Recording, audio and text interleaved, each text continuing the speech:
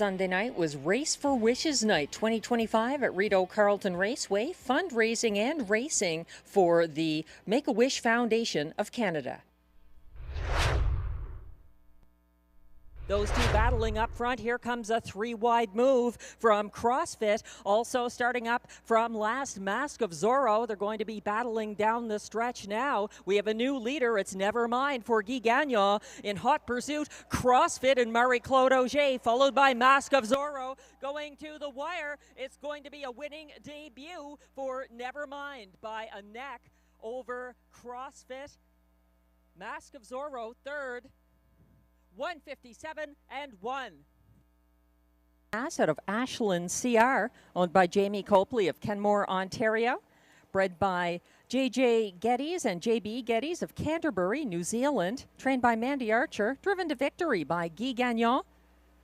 He's now the official winning favorite from race 1. Nevermind. Win number 1 of the year in start number 23.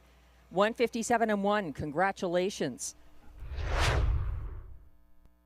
Trip, looming the danger from the pocket. Gabby Seelster wants to tip at the top of the stretch, and they're charging for home. Wide from the back of the field, William of Bristol trying to come up the inside. And up front, it's a two-horse race. It looks like Built to Thrill needs the wire. Charging up late. Gabby Seelster gets the win over Built to Thrill. Purple Moon. William of Bristol, fourth in a 158 and 4 mile. 3-year-old Bay Filly by All Bets Off out of Glowing Colleen. Owned and trained by Gerard Vaillancourt of Kemptville, Ontario. Bred by Seelster Farms Incorporated of Lucan, Ontario. Mike Healy gets the driving win. And that's the first win for Gabby Seelster in start number 14 this season. Congratulations. Lifetime mark, 158 and 4. Way to go, Gabby Seelster. First lifetime win. Congratulations.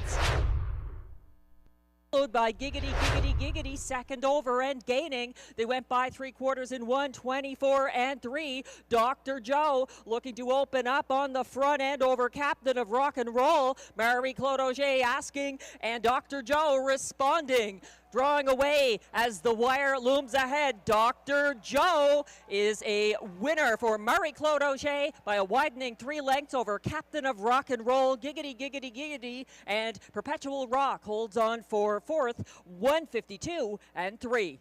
Owned by Limco Incorporated, Shadowgate, Quebec. Bred by Robert McIntosh Stables Incorporated of Ontario with CSX Stables of Ohio and David Boyle of Ontario.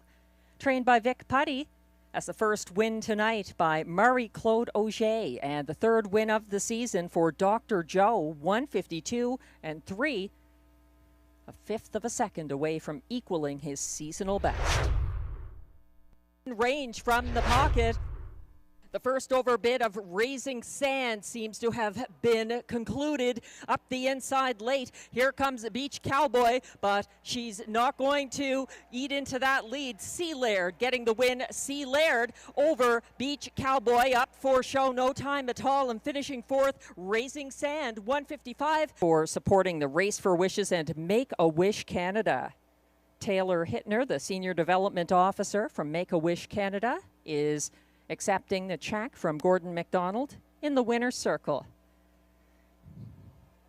Fundraising continues throughout the evening and online, makeawish.ca.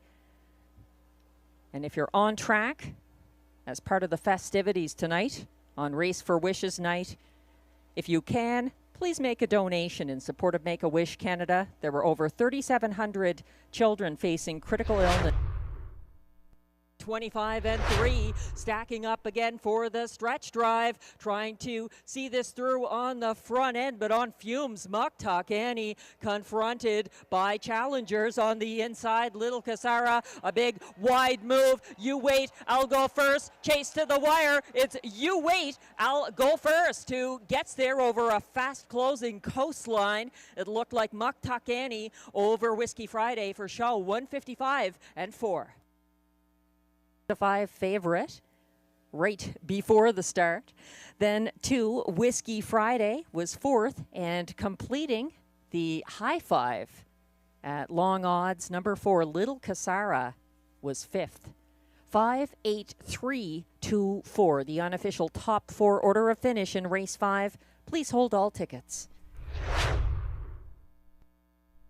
Three-quarter clocking. It's shaping up for a battle down the stretch. Stonebridge Hermes is charging late behind these two. Guy Gagnon is asking for more. I Am a Rocket under pressure from Mythic Gambler. Mythic Gambler draws alongside, sticks ahead in front, and continues on for Robert Shepard. It's a win by a half length for Mythic Gambler. Finishing second, I Am a Rocket over Stonebridge Hermes and Betts Beach, 151 and 1. Wow. Owned by Cozen Farms, La Prairie, Quebec. Bred by White Birch Farm of Allentown, New Jersey. Trained by Catherine Girard. Driven by Robert Shepard. That's win number 5 of the season. 151 and 1. An impressive effort for Mythic Gambler. A 1-5 winning favorite for a reason in race 6, which has now gone official. This isn't settled yet. Spectrum Sealster still first over as Lady for Dollar continues to lead at the top of the stretch. Lady for Dollar being confronted by the pocket-sitting Dr. Mickey in the final strides. Dr. Mickey and Ryan Guy alongside Lady for Dollar, and Dr. Mickey pulls the upset. Lady for Dollar second. It looked like Sunchip may have been up for show ahead of Mockart in Motion. 154 and 3. Best 154 and 3 in race 7, leg 1 of the hard-rocking summer claiming series. There he is. Dr. Mickey, a 7-year-old bay gelding by Always Be Mickey out of Encore Deo. Owned and trained by Paul Laframboise of L'Ange-Gardienne, Quebec. Bred by Steve Jones of Montgomery, New York. Ryan Guy, the winning driver behind number 1, Dr. Mickey. Congratulations. Now under pressure from Southwind Sambuca, who has left the safety of the pocket for Stéphane Pouliot and gives chase at the top of the stretch. Looking for room up the inside. Well worth the wait is charging late. Major Fernco needing the wire, but he's going to get the win. Close for place between Southwind Sambuca and well worth the wait, 153 and 1.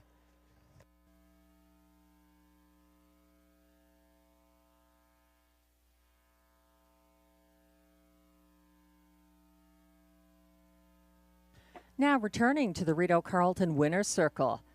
Unofficial Race 8 winner, number 1, Major Fernco, a 9-year-old bay gelding by Art Major out of Sniper's Lair, owned by Limco Incorporated of Châteauguay, Quebec. Bred by B.W. Ferns and M.J. Swain of Winton, New Zealand. Trained by Vic Putty. Driven to victory by Marie-Claude Auger. That's win number 6 of the season for Major Fernco, 153 and 1.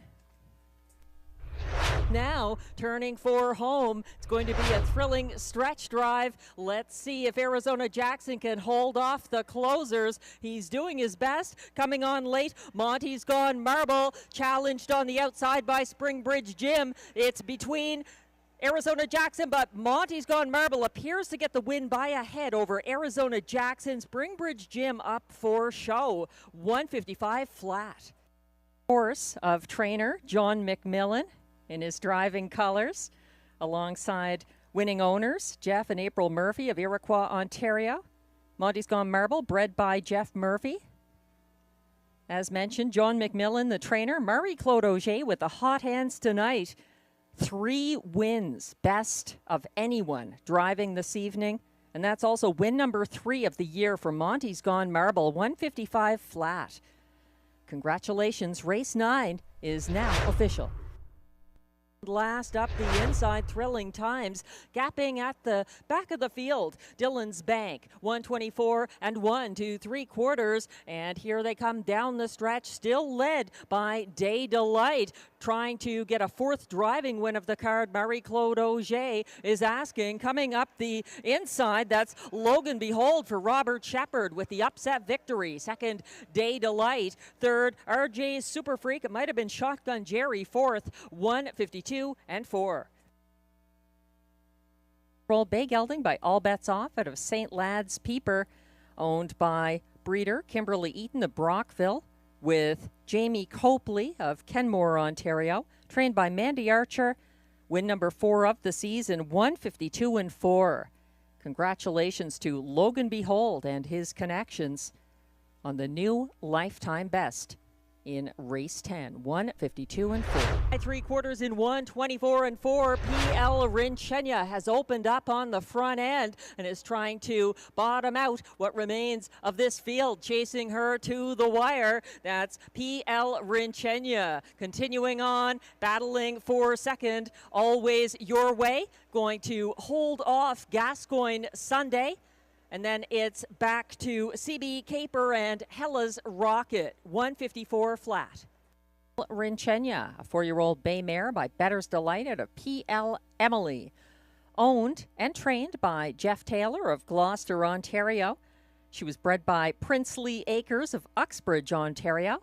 Second driving win of the night for Guy Gagnon. And second win of the year for PL Rinchenia, winning in 154 flat. A going away performance in race 11. Congratulations. Race 4 was the Race for Wishes and also the launch of the hard-rocking summer claiming series for $10,000 claimers. Sea Laird got his 5th win of the season in 155-1 for trainer Sylvain Cote and driver Michel Lagacé. He had 5 claims entered and was a popular 4-1 winner of that race. Please join us again on Wednesday at 6 p.m. for more live racing from the nation's capital. Next Sunday is Family Fun Day.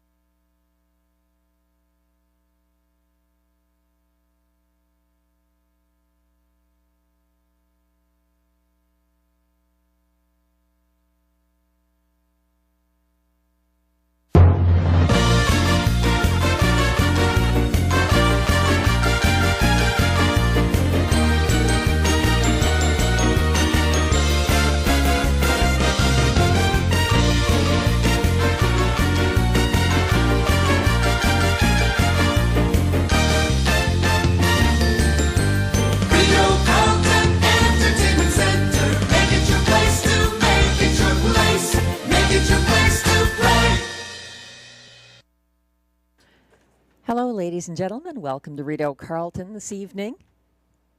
We've got 10 live races coming up from the nation's capital. The first of the 10 beginning in about 20 minutes' time at 6 p.m. Thanks for joining us on race night number 36 of the 2025 meet. Track condition is fast, the weather conditions clear, a temperature of 27 degrees Celsius or 80 Fahrenheit, with winds from the southwest at 13 kilometers an hour, 8 miles per hour. Humidity is at 34%.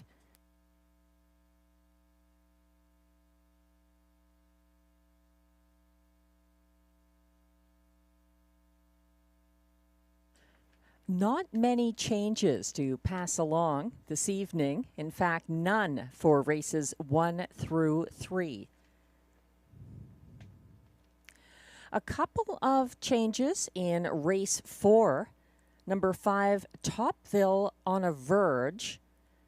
Driver to be announced. The AGCO judges have informed me it will be Guy Gagnon driving the 5, Topville on a Verge, in race 4.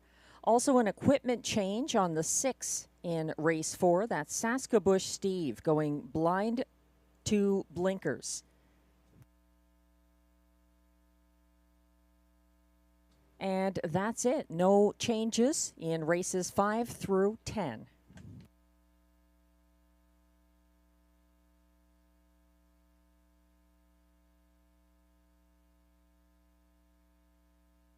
It's a steamy early evening out there, and we've got some hot racing coming to you this evening. Lots of trotters and even a visiting driver who has been mostly visible at Woodbine Mohawk Park this season. J.R. Plant is coming in. He's got 2,917 driving wins to his credit. He's been driving since July 1999 and started out on the Quebec Fair Circuit, the Circuit Régional. So we'd like to welcome J.R. Plant this evening. He's got 55 wins from 593 drives so far in 2025. Looking at track handicapper selections now for race 1. Glenn Pearson is not worried about that outside post position. He's going to number 7, Greystone Watchman, a winner from post 8 in his most recent start here. So that's logical. Guy Gagnon back in the bike behind number 7, Greystone Watchman, currently 3-1 on the tote board. Glenn likes the 2, Radley Hanover, to place, and then in the show spot, he's looking to number 3, and that's Tough Cooper for catch driver Sylvain Lacaille and trainer Steve Bellil. He's going to the rail horse to complete the superfecta. That's the 9-year-old sports writer gelding Stardog, getting serious post relief for his trainer driver Ryan Guy. I see it a little differently here because I watched the replay from August 1st at Hippodrome 3R, and Curious Cortez put in a big mile for trainer Pierre-Marc Longpré, and Melanie Plourde picks up the drive. This horse has been significant when he's shown up here in the past. Curious Cortez is actually moving to the frontier as well. That's often a good sign. The trailing post is tough to overcome if you're caught behind breakers or traffic. So he's 17-1 right now from post 5, Curious Cortez. I'm definitely including Greystone Watchman in my exactor as well, the 7. And the 1, Stardog, is making the quick turnaround. He was 4th over from last, approaching 3/4 on Sunday, and he was up in class too. Stardog actually wired going away at a lower classification on July 6th for Ryan Guy, so we'll see what happens tonight. And I am using Radley Hanover in my ticket. I don't have him as high up in the ticket as Glenn does. Radley Hanover getting some post relief. He had an overland trip here last Wednesday and sat second last to the opening quarter before a 3rd over move approaching the half. He was gapping cover on the final turn, but he came home charging behind winner Make It Come True in the outside path late in the mile. So Radley Hanover, a good closer, getting some respect here. He's the 7-5 favorite at the moment from post 2. And Stéphane Pouliot driving the Caroline Malo Tetro trainee, Radley Hanover. There's exactor, triactor, superfecta, and early daily double wagering available on race 1.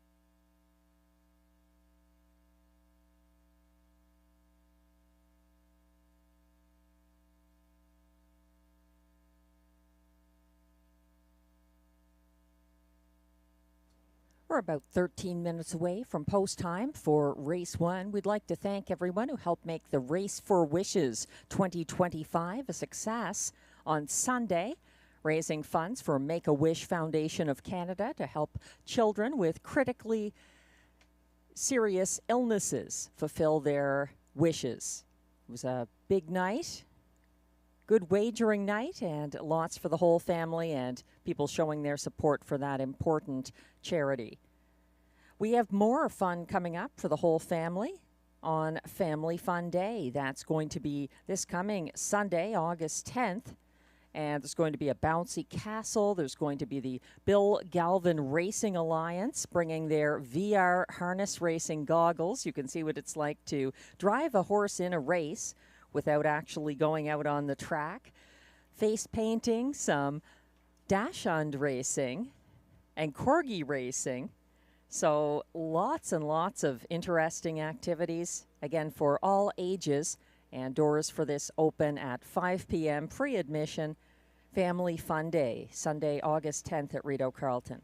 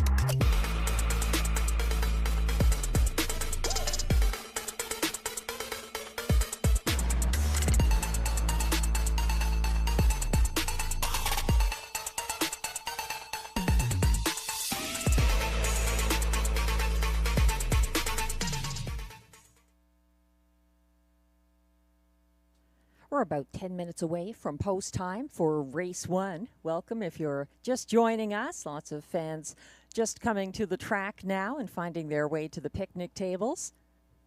And lots of you tuning in online as well, which we always appreciate. I'd like to congratulate the Canadian Horse Racing Hall of Fame inductees, the class of 2025 being inducted tonight. That's up at Woodbine Racetrack, where they have the Hall of Fame. Always worth a visit if you're in that area. The inductees going in this evening into the Canadian Horse Racing Hall of Fame include Marketing Mix, thoroughbred female horse, Muscle Mass, standardbred male horse, Ivan Dallos, the thoroughbred builder, the late Kent Oakes, a standardbred builder from Prince Edward Island, jockey Perry Winters, standardbred communicator and harness racing update editor Dave Briggs, Wilma Kennedy, a thoroughbred legend, Bobby Huntress, a standardbred legend and driver, Ghost Zapper, thoroughbred male horse, Yankee Paco, standardbred veteran, Stormbird, thoroughbred male horse, Brad Grant, standardbred builder and owner, Mike Doyle, thoroughbred trainer, and John Bax, standardbred trainer. Congratulations to all of the inductees to the Canadian Horse Racing Hall of Fame.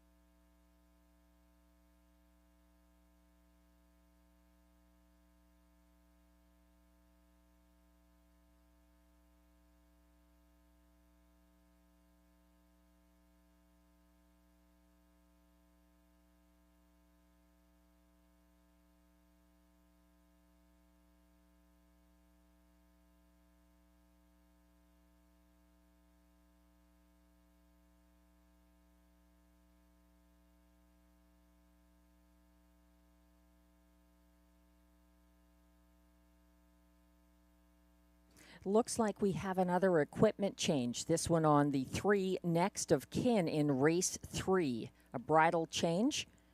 Next of kin. The 3 in race 3 going from blinkers to open bridle. Add that to the other changes found in race 4. Number 5, Topville on a Verge, goes from driver Clark Stacy to driver Guy Gagnon. That's the 5 in race 4. Also a bridle change on number 6 in race 4, Saskabush Steve, blind to blinkers.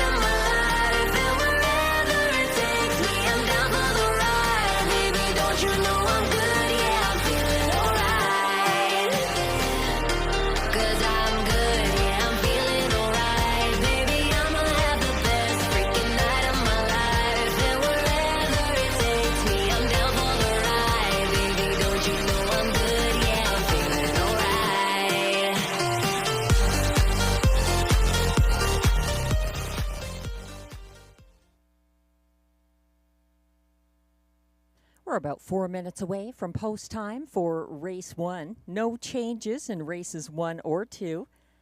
One change you may notice this evening, no Robert Shepard driving tonight at Rideau Carleton.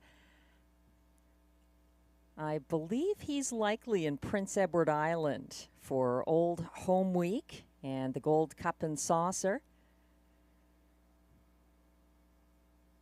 Robert Shepard actually is a driver with a Gold Cup and Saucer. To his credit, he won with the horse Smooth Lou back in 2021. Good luck to Robert Shepard. As mentioned, you'll notice we have another driver here tonight, J.R. Plant, who's been at Woodbine Mohawk Park, driving since July 1999 and joining us for the evening. A former member of the Rideau driving colony who seems to be driving at a lot of different tracks now, Samuel Filion, surpassed the 1,000th driving win milestone last night at Georgian Downs in race 2 with the 3-year-old filly Angel Fly Away.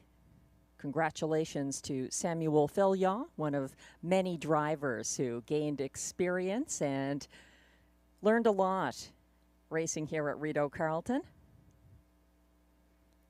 His first driving win was actually July 23rd, 2016 at Saint-Joseph-de-la-Page, the Circuit Régional track on the Quebec circuit.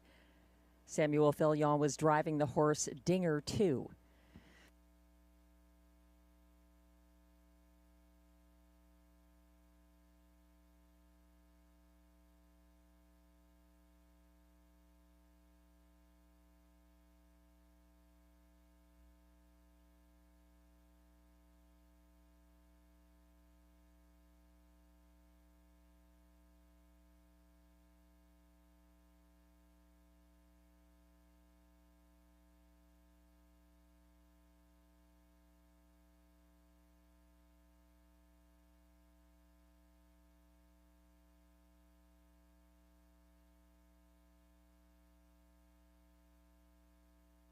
Looking at the tote board, there's ongoing support for number 2, Radley Hanover, in race 1.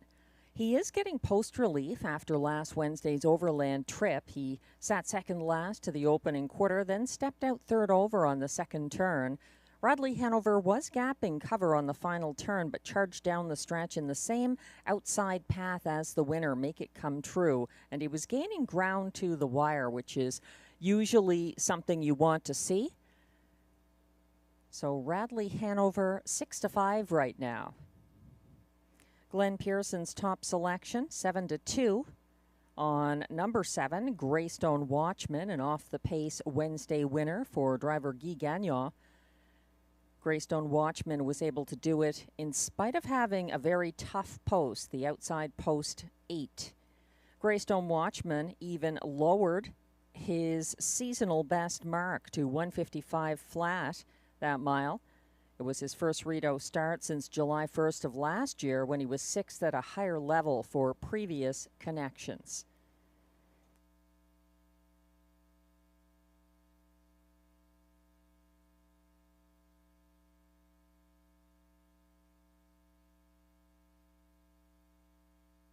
The horses are beginning to come from the paddock for the post parade.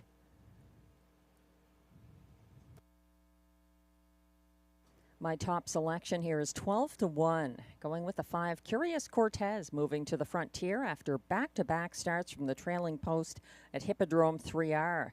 He was second over fourth, chasing 1-9 leader Jolton Joe on August 1st, and continued gaining ground into second outside along the backstretch after the first over PLD Needy pocketed up. Curious Cortez just missed at the wire. He set the pace May 7th from this post position in his most recent Rideau Carleton start and got stung late by Day Trader, finishing second. That's the 5, Curious Cortez. Bit of a long shot, but we'll see. The post parade is now coming on track for race 1.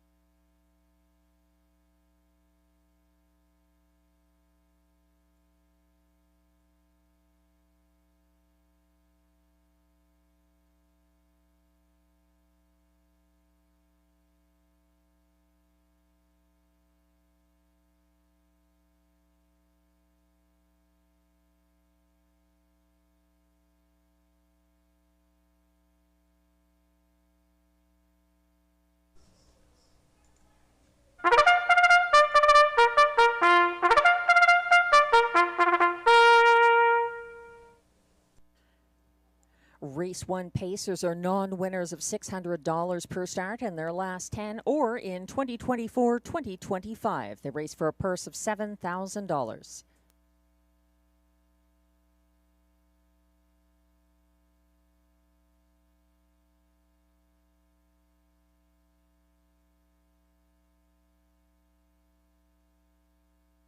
Number 1 is Stardog, owned, trained, and driven by Ryan Guy of South Mountain, Ontario. 2 is Radley Hanover, owned and trained by Caroline Malo-Tetro of Saint-Ligory, Quebec. Stéphane Pouliot drives. 3 is Tough Cooper, owned by Antonio DeMario and Antonio Belfiore, with Melanie Leach, all of Ontario. Steve Bellil trains. Sylvain Lacaille drives. 4 is Surratt Hanover, owned by trainer Denis Maisonneuve of Gatineau, Quebec. Marie-Claude Auger drives.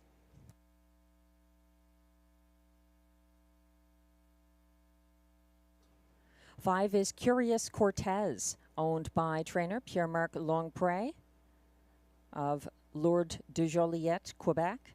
Melanie Plourde drives.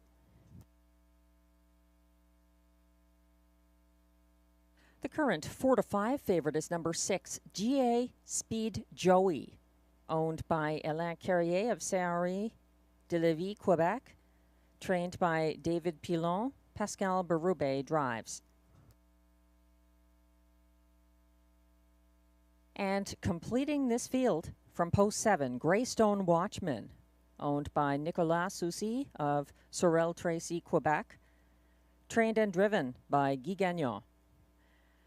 That's your field for upcoming Race 1 with Exactor, Triactor, Superfecta, and early daily double wagering. No changes in races 1 or 2.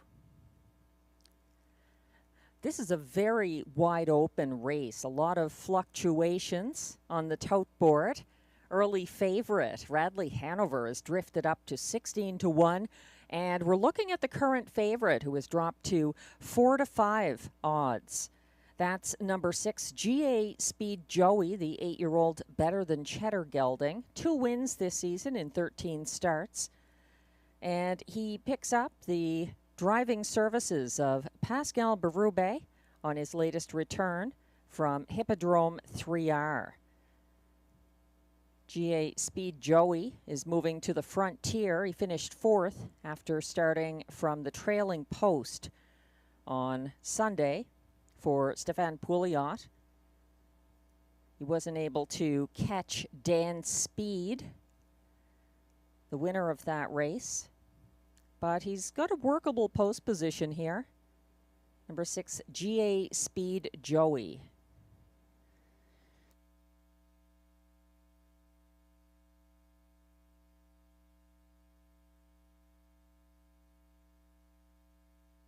Given the condition of the race, Race 1 is 4 non-winners of $600 per start in their last 10 or 2024-2025.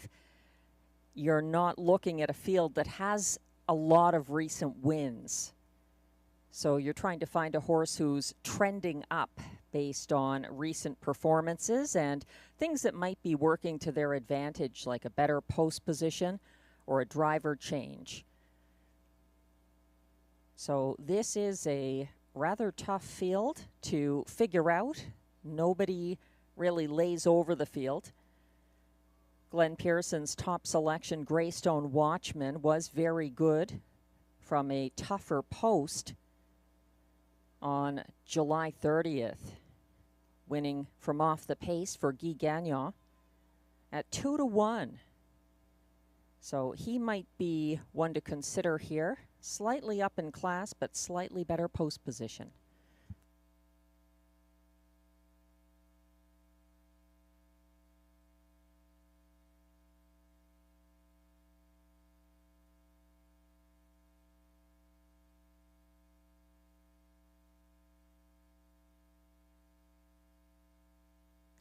$9-2 price on my top horse here, the 5 Curious Cortez. He put up a really good fight to finish second by less than a length on August 1st at Hippodrome 3R. He nearly caught the 1-9 winner that race, Jolton Joe. And he's going to catch driver Melanie Plourde, an upset specialist here at Rideau Carleton. So we'll see how this works out. Curious Cortez has raced here before and factored into tickets sometimes at a price.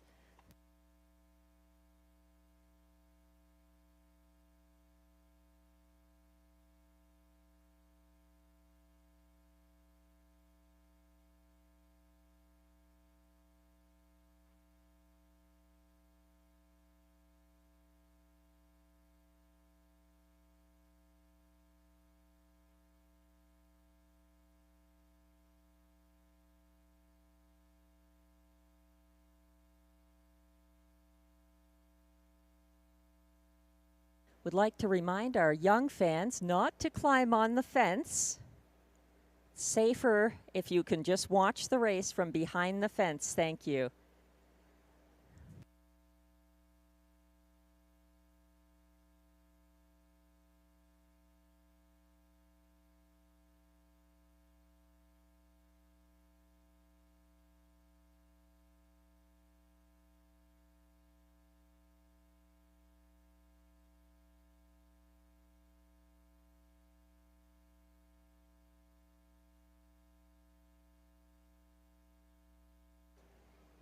The board has shifted again. 6-5 favorite right now from post 7, Greystone Watchman. As the starter calls the race 1 pacers, and they begin lining up behind the gate. 1 is Star Dog for Ryan Guy. 2, Radley Hanover, Stefan Pouliot. 3, Tough Cooper, Sylvain Lacaille. 4, Surratt Hanover, Marie-Claude Auger. 5, Curious Cortez, Melanie Plourde. 6, GA Speed Joey, Pascal Berube. And on the outside, 7, Greystone Watchman, Guy Gagnon. They're on the turn.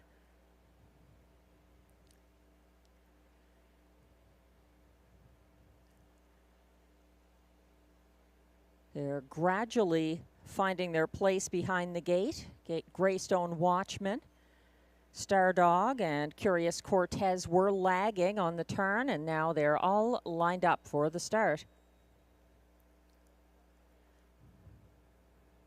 They're off and pacing. Star Dog launching from the inside. Radley Hanover also leaving right to his outside in second, and 3 wide early. That's GA Speed Joey advancing in the early going. Sitting 4th behind him along the pylons, Tough Cooper. Moving to the front now for Stefan Pouliot. That is the first over. Radley Hanover taking the lead from Star Dog, who's going to sit the pocket. Following from 3rd now, GA Speed Joey as they reach the opening quarter in 28 and 1. They're coming down the stretch the first time, single file, and led by Radley Hanover. Out there by just over a length. Star Dog second. Then it's back to GA Speed Joey. Tough Cooper is 4th. 5th, Surratt Hanover. First over now from 6th. Here comes Greystone Watchman, and sitting last at this point, Curious Cortez.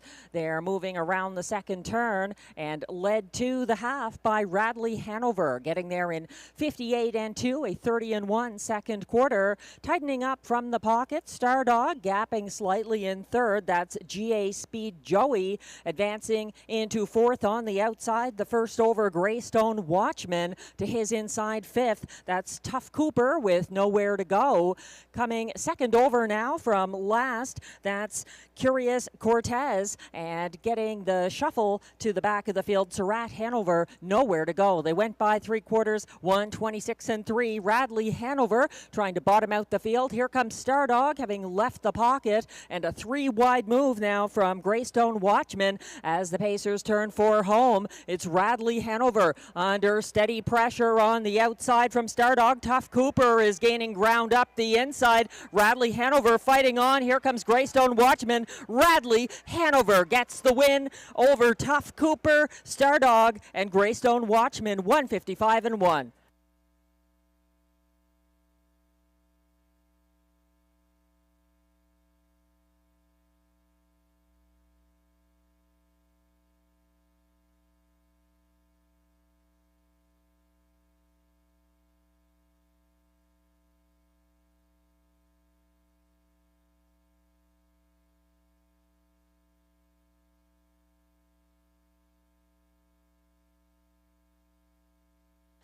The front end trip was the winning one for number 2, Radley Hanover, and driver Stefan Pouliot in race 1.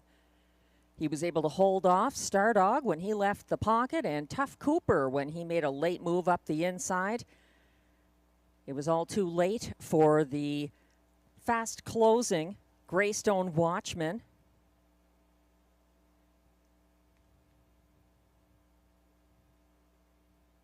$155.01. Radley Hanover in his first win of the season in start number 9 of the 2025 season. Unofficial results are now posted for race 1. Number 2, Radley Hanover, a 7-1 winner for Stefan Pouliot. Closing for place up the inside at 16-1. That was number 3, Tough Cooper. Edging out the 1, Stardog, who finished 3rd. And the beaten favorite, going off as even money favorite from post 7, Greystone Watchman, closing gamely for 4th. 2, 3, 1, 7, the unofficial top 4 for race 1. Please hold all tickets.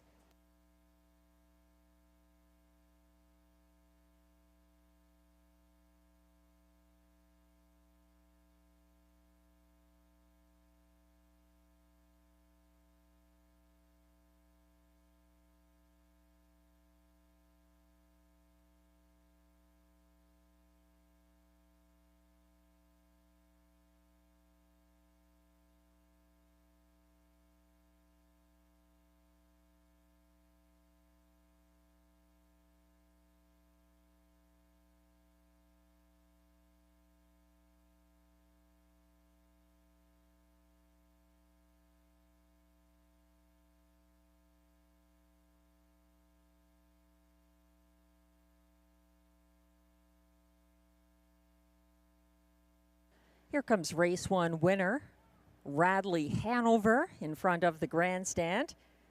He's coming back to visit the winner's circle for the first time this season.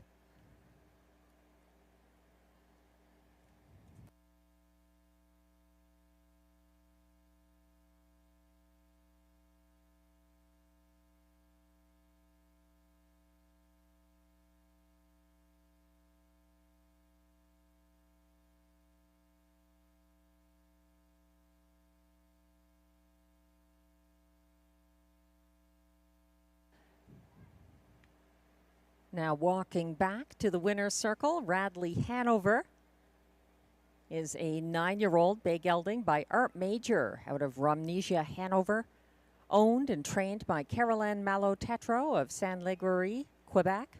Radley Hanover was bred by Hanover Shoe Farms Incorporated of Hanover, Pennsylvania, driven to victory by Stefan Pouliot.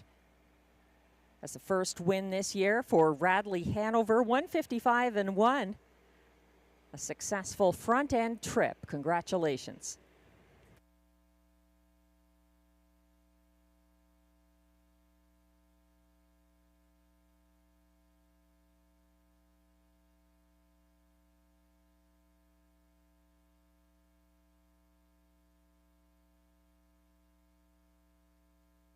Results are now official for race 1.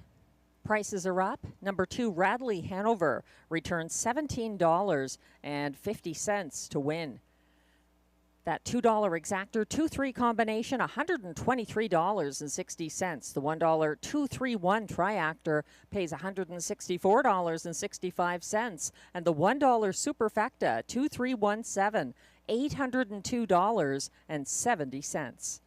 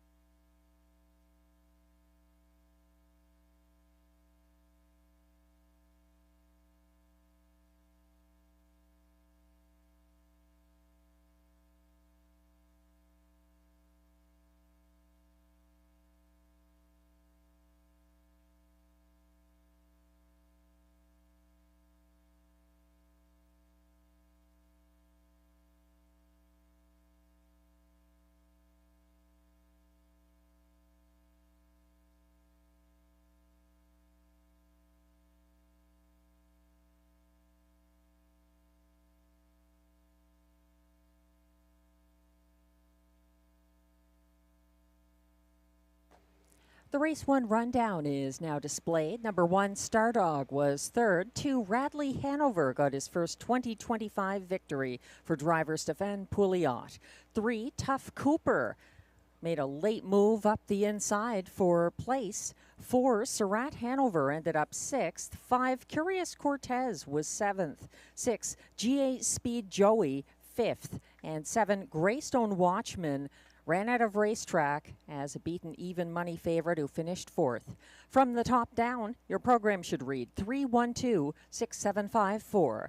The fractions were 28 and 1, 58 and 2, 126 and 3, 155 and 1, the winning mile for Radley Hanover.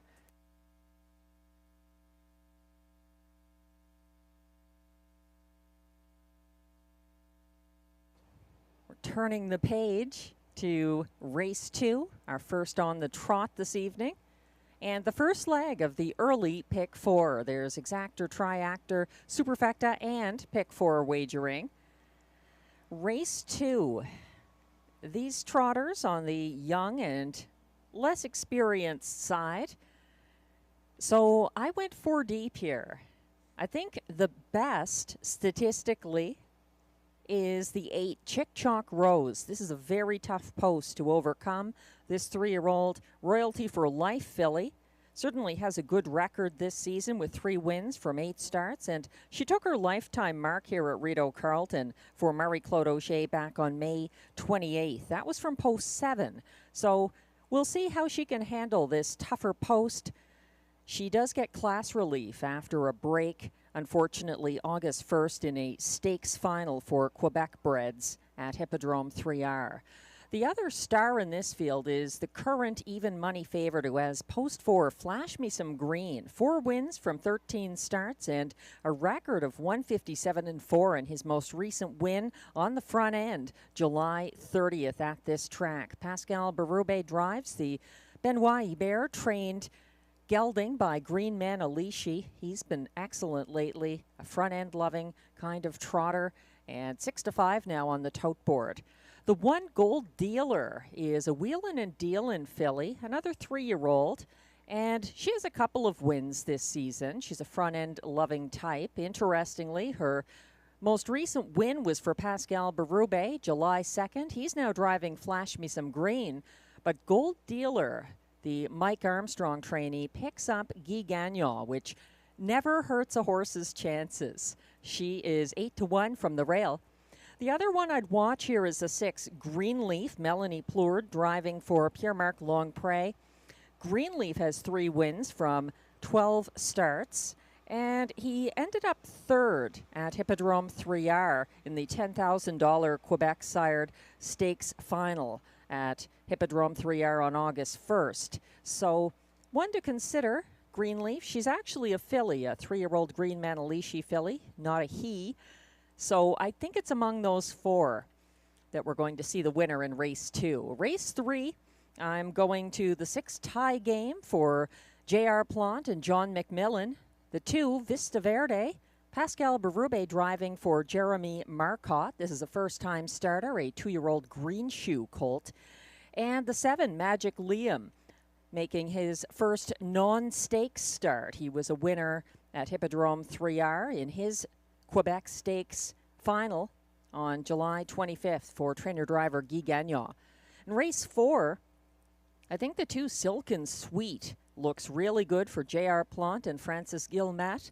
2-time winner from 11 starts this season, and coming in after an underrated performance from post 8, July 22nd at Georgian Downs. I think he still faces a challenge from the 6, Saskabouche Steve, Marie-Claude Auger, picking up the drive on the Alain Martin trainee. So that makes it a little tougher there. And I would also use the 1. There is no 7 that race. Perfect Rolo from the rail for Sylvain and Kelly Duval-Lacaille in race 4. Race 5, the concluding leg, going 3-2-5 there. CrossFit ran out of racetrack. The Vic Putty trainee back again with Marie-Claude Auger. Donna Tover, a challenge, and the 2, Never Mind for Guy Gagnon and Mandy Archer. One to watch there. The horses are coming towards the track now for the race 2 post parade.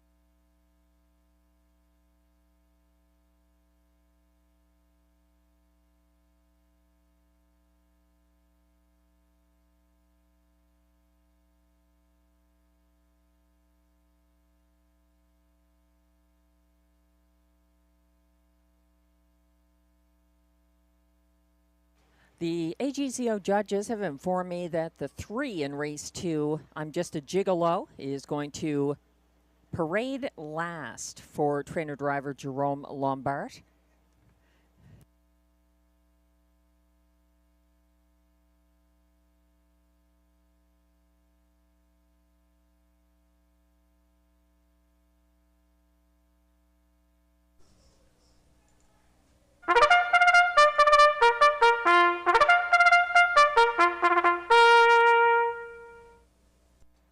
Here come the trotters for race 2. These young trotters are non-winners of $15,000 or 2 races lifetime. Allowances for fillies and mares. The purse is $6,600.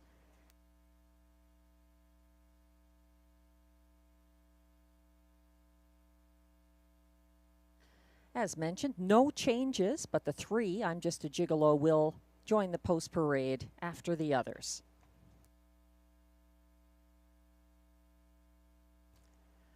Number 1 is Gold Dealer, owned by Wade-In Philippe Toussaint of Cardinal, Ontario, trained by Mike Armstrong. Guy Gagnon drives. 2 is Orly's Angel, owned by Orlando Stables Incorporated of La Salle, Quebec, trained by Jean Beauregard and driven by William Waugh. 3, I'm Just a Gigolo, will join the post parade later. We're moving on now to number 4, Flash Me Some Green, the current 6-5 favorite, owned by trainer Benoit Hubert with Leah Rose Laverne, both of Papineauville, Quebec. Pascal Berube drives.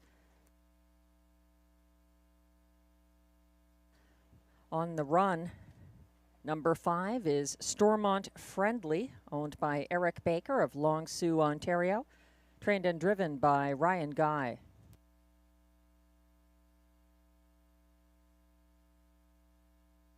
6 is Greenleaf, owned by Écurie Largo Incorporated of Notre-Dame-de-Lourdes, Quebec, trained by Pierre-Marc Longpré. Melanie Plourde drives.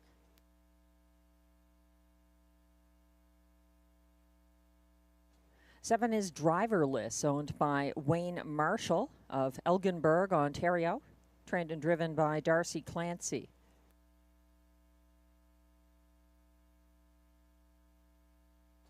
8 is Chick Chalk Rose, owned by a numbered Quebec corporation with Marie-Claude Auger, her trainer-driver, and Ariane Girard, all of Quebec. And here comes the 3. I'm Just a Gigolo to complete the field. He's owned, trained, and driven by Jerome Lombard of Bromont, Quebec. That's your field of 8 trotters for upcoming race 2, which kicks off the early pick 4. There's also exactor, triactor, and superfecta wagering. If you're playing the pick 4, take note that while there are no changes in the first leg, race 2, there's an equipment change in race 3 on the 3 next of kin that should be taken into account. He's going blinkers to open bridle. And in race 4, the 5 Top Fill on a Verge will be driven by Guy Gagnon, and the 6 in race 4, Sescabush Steve goes blind to blinkers. No changes in race 5. We're looking at the current even money favorite, number 4, Flash Me Some Green. He looks good out there. He's looked very good on the front end in recent starts here. He has a 3-race win streak for Pascal Berube. He wired by a diminishing margin last Wednesday, but lowered his lifetime mark for the 3rd straight week. That's Flash Me Some Green, 3-2 favorite at the moment.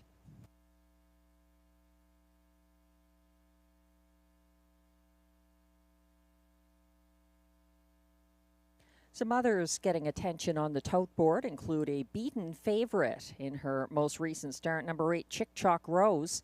She broke leaving from an inside post at Hippodrome 3R August 1st in the $10,000 Quebec Sired Series finale. She was unable to catch the field, but wired in a July 18th stake elimination and got away single file 5th in her latest Rideau start, May 28th. She was buried along the pylons at 3/4, but 3 wide for the stretch drive and a going away lifetime best victory. That's the 8, Chick Chalk Rose, my top selection And Glenn Pearson has her third in his ticket. Glenn likes number 4, Flash Me Some Green on top. And then the 6, Greenleaf in the place spot, followed by the 8, Chick Chalk Rose, and the 2, Orly's Angel to complete his superfecta. I have Chick Chalk Rose on top. She didn't seem to like the inside post position. She actually took her lifetime mark with an outside post position at this track. So 2-1 right now in the win pool on Chick Chalk Rose for Marie-Claude Auger. The 4, Flash Me Some Green, has been excellent lately with front end trips, usually by a significant margin. I noticed though, Southwind Mac was getting very close at the wire last Wednesday.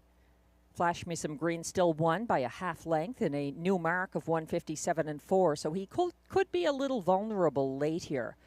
The 1 Gold Dealer out in Guy Gagnon is getting noticed by the betting public, 7-2 on this filly. And then I'm using 6 Greenleaf, 4th in my ticket. This one hitting the board in all of the charted lines. Very good season for this 3-year-old Green Manalishi filly.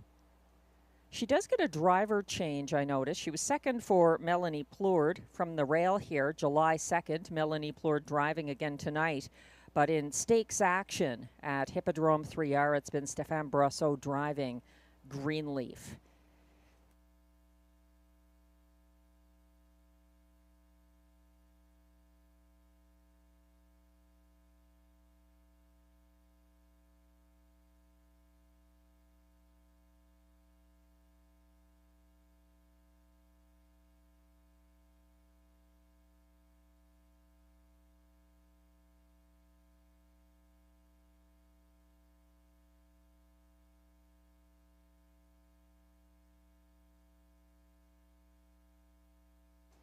The starter has called the field for race 2.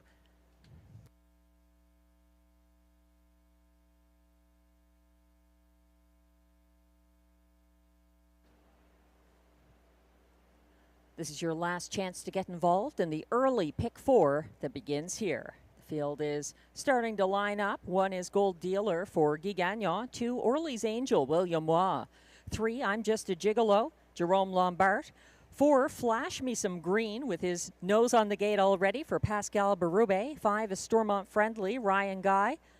6, Greenleaf, Melanie Plourde. 7, Driverless, Darcy Clancy. And on the outside, 8, Chick Chalk Rose for Marie-Claude Auger. They're on the turn, but gradually getting into position.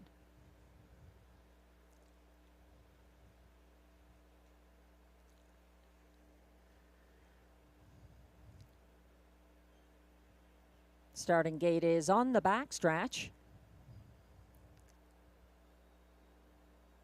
I'm Just a Gigolo trailing the others.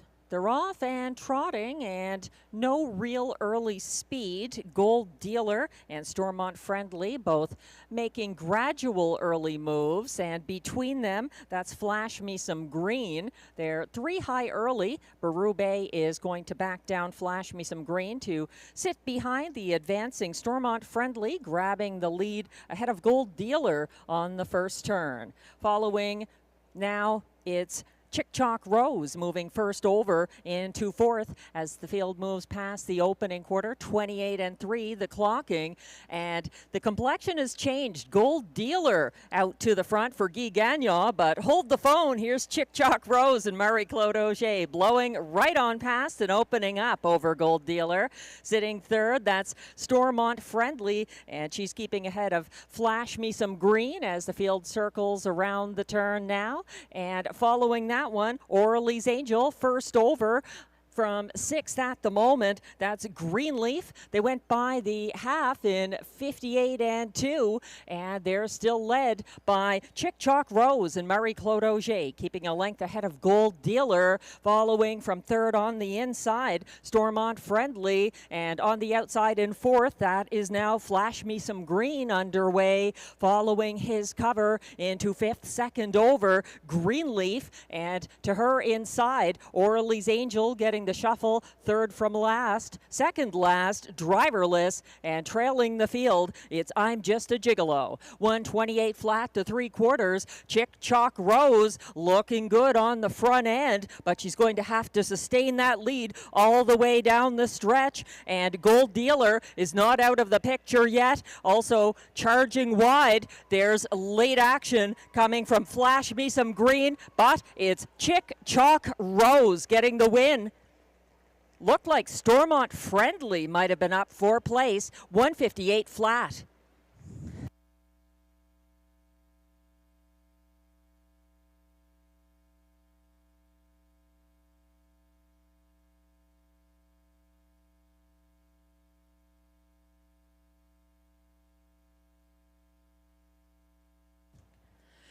It was an exciting stretch drive as Chick Chalk Rose tried to hold off the closers.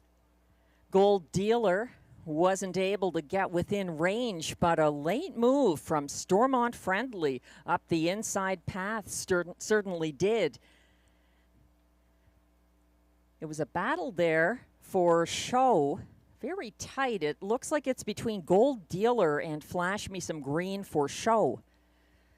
But clearly the 8, Chick Chalk Rose, gets the job done from a tough post in race 2.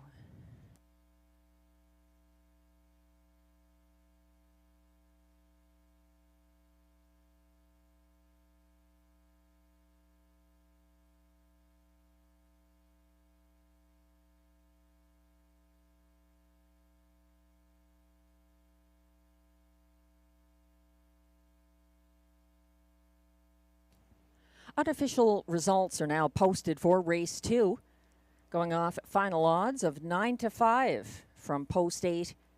Chick Chalk Rose, the race winner for Marie-Claude Auger. Closing for place at odds of 45-1, number 5, Stormont Friendly. Edging out the favorite for show, number 1, Gold Dealer. And holding on for 4th, as 3-5 beaten favorite, number 4, Flash Me Some Green. 8-5-1-4, the unofficial top 4 finishers in race 2. Please hold all tickets.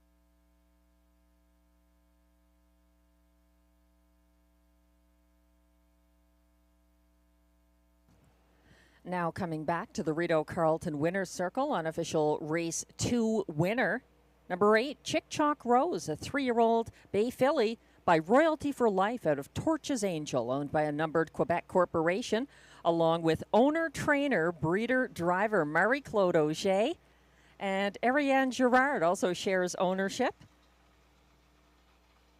Chick Chalk Rose, 158 flat, in her 4th win of the season.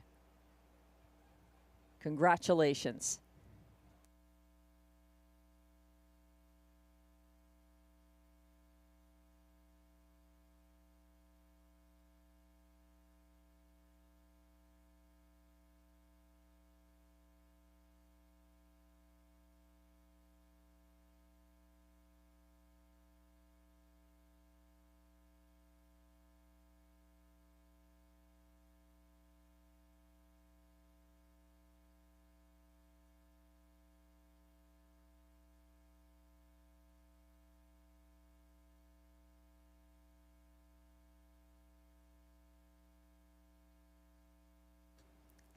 Race 2 results are now official.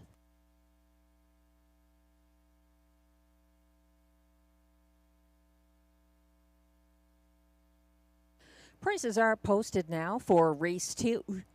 Number 8, Chick Chalk Rose returns $5.60 to win. The $2 The $2 daily double, 2-8, returns $64.70.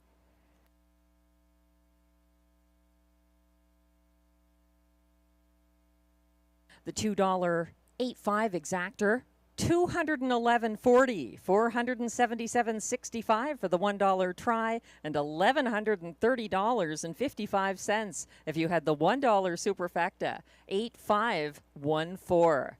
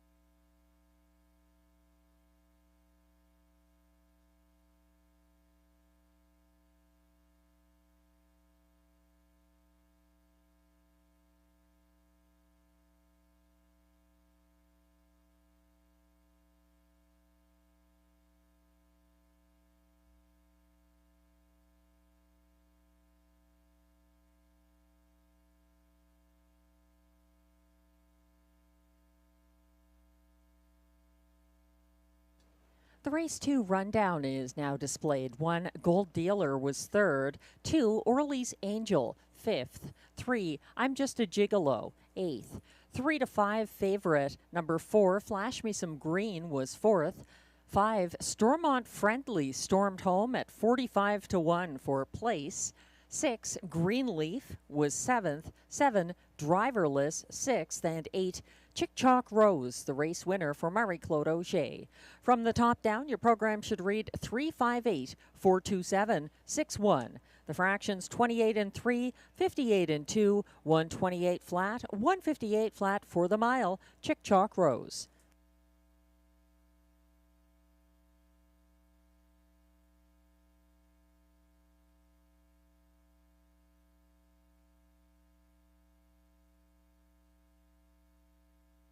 Hello to Jason, tuning in to Rideau Carleton online this evening. Good luck with your wagering. Race 3 coming up now. We're about 4 minutes away from post time. There's one equipment change. That's the only change in race 3. And it's on the 3 next of kin. He's going blinkers to open bridle. Glenn Pearson and I see it differently here. Glenn likes the 1 to 5 favorite, despite post 7, Magic Liam, the 2-year-old muscle mass gelding, getting lots of respect on the tote board. He's 1 to 5 after a 5 3/4 length victory on the front end at Hippodrome 3R in the $10,000 July 25th Quebec sired final. Magic Liam is making his second career start after qualifying well at Rideau Carleton on July 13th and then stepping up immediately into stakes action. This is his first ever start from an outside post. We'll see what the Guy Gagnon trained and driven 2-year-old can do. He's getting lots of respect. Glenn likes number 8, Chestnut Road, in the place spot for trainer-driver Phil Reed. This one closed impressively last Wednesday for place behind Royal Mass. Robert Shepard was driving at the time, and let's see what Phil Reed can do with this lightly raced 6-year-old gelding by Holiday Road. Glenn's going to the 5, Massothérapeute for Pierre-Marc Longpré and Stéphane Pouliot in the show spot, and completing his Superfecta ticket with the 6, Tie Game for John McMillan and J.R. Plante. That's my top selection here. He's 21-1 on the tote board, which is fine by me. I think this horse has shown a lot in his limited time at Rideau Carleton.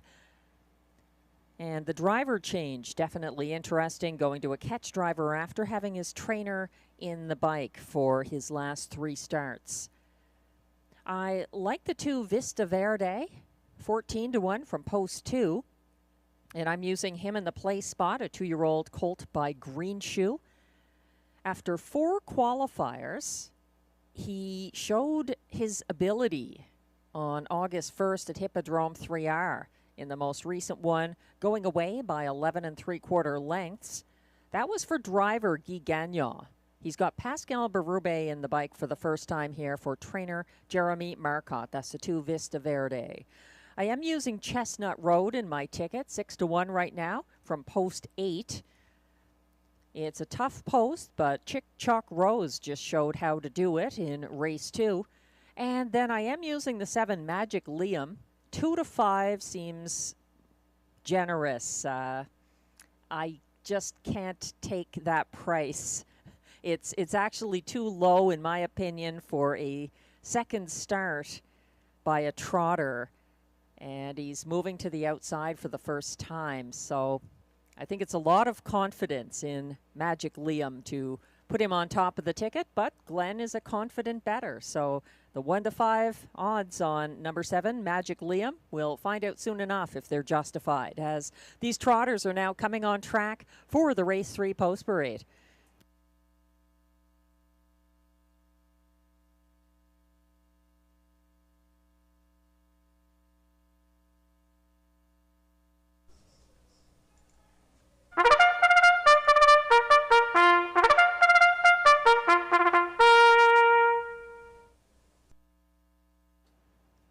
These trotters are non-winners of $6,000 or a race lifetime, with allowances for fillies and mares, and the race 3 purse is $5,800.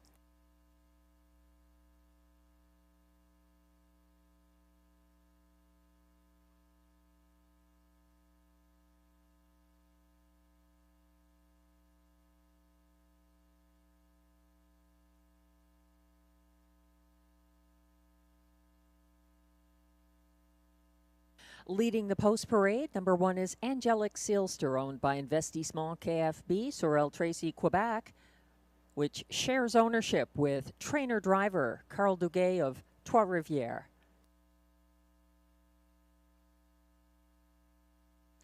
Two is Vista Verde, owned by Jeremy and Denis Marcotte of Notre-Dame-de-la-Paix, Quebec.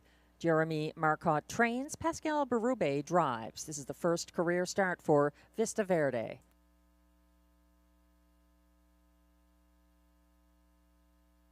3 is Next of Kin, owned by Jeremy Marcotte with trainer-driver Marco Lenoy, also of Quebec, sharing ownership. Next of Kin has an equipment change. He goes blinkers to open bridle.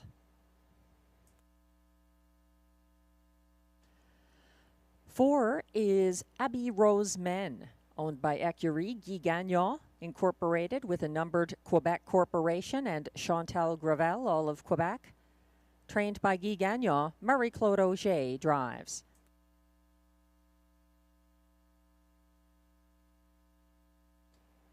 5 is Massothérapeute, owned by Écurie Largo Incorporated of Notre-Dame-de-Lourdes, Quebec. Trained by Pierre-Marc Longpré, Stéphane Pouliot drives. 6 is Tie Game, owned and trained by John McMillan of Odessa, Ontario. J.R. Plante is in the bike.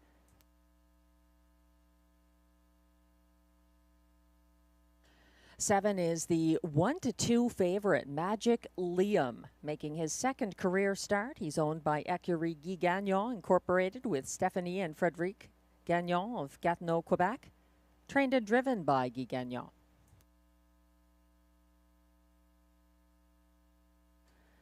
And completing the field from post 8, Chestnut Road, owned by Paul Hoyen of Perth, Ontario. Trained and driven by Phil Reed. That's your field of 8 for race 3, which has exactor, triactor, superfecta, and pick 3 wagering.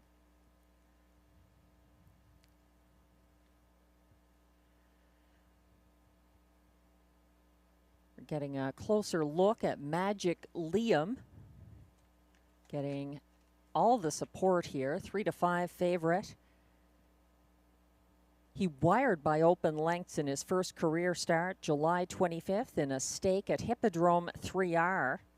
This is his first start from an outside post, and as talented as he may be, and as talented as his trainer-driver undoubtedly is, it's a little bit of risk involved. Note that half the field broke in Magic Liam's July 13th qualifier. He won with a pocket ride from the rail, overtaking driverless in that qualifier, coming home in the field's fastest, 29 flat last quarter. Lots to like. The post position is the question for number 7, Magic Liam. Number 6, Tie Game, intrigues me. He's 7-1. He's debuting for catch driver Jean-René Plante.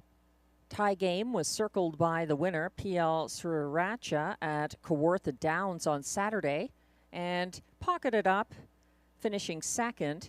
He was loose late as the first over MJ Shark Tank tired. Tie Game is facing less experienced younger rivals here, and moving to a catch driver is often something to watch for. A horse can improve. The 3-year-old gelding by Muscle Mass is 0 for 4 this season. He has been picking up checks every race, though, and he has won a qualifier back on July 12th. So, Tie Game, post 6, 5-1. I'm not incredibly confident, but I like his chances. Some others in here. Chestnut Road, the 8, closed strongly last Wednesday for Robert Shepard, who isn't driving tonight. Happy Old Home Week to Robert Shepard. Chestnut Road was first over in second, chasing the 1-9 winner, Royal Mass, to the quarter, and then gapped in the pocket on the backstretch inside of Orly's Angel. Chestnut Road was flying late up the inside path, but the 6-year-old maiden has a tougher post here. He's 7-2 right now for Phil Reed. The starter has called the race 3 trotters.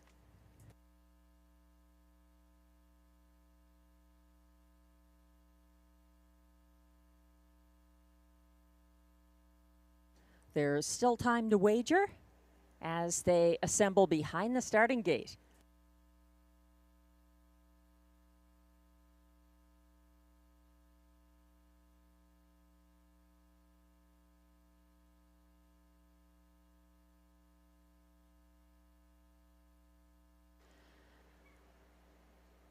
Windows remain open.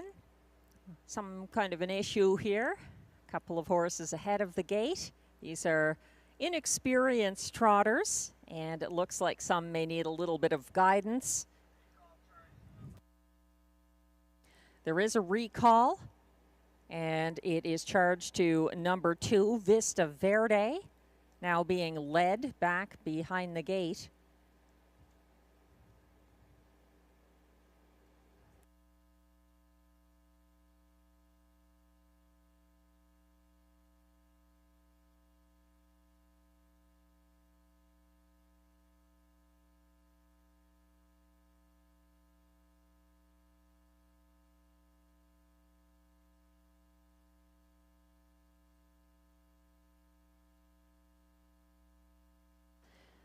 Still time to wager on race 3. Exactor, Triactor, Superfecta, and Pick 3 wagering. The starter has called the trotters once again for race 3 after the recall, charged to the 2.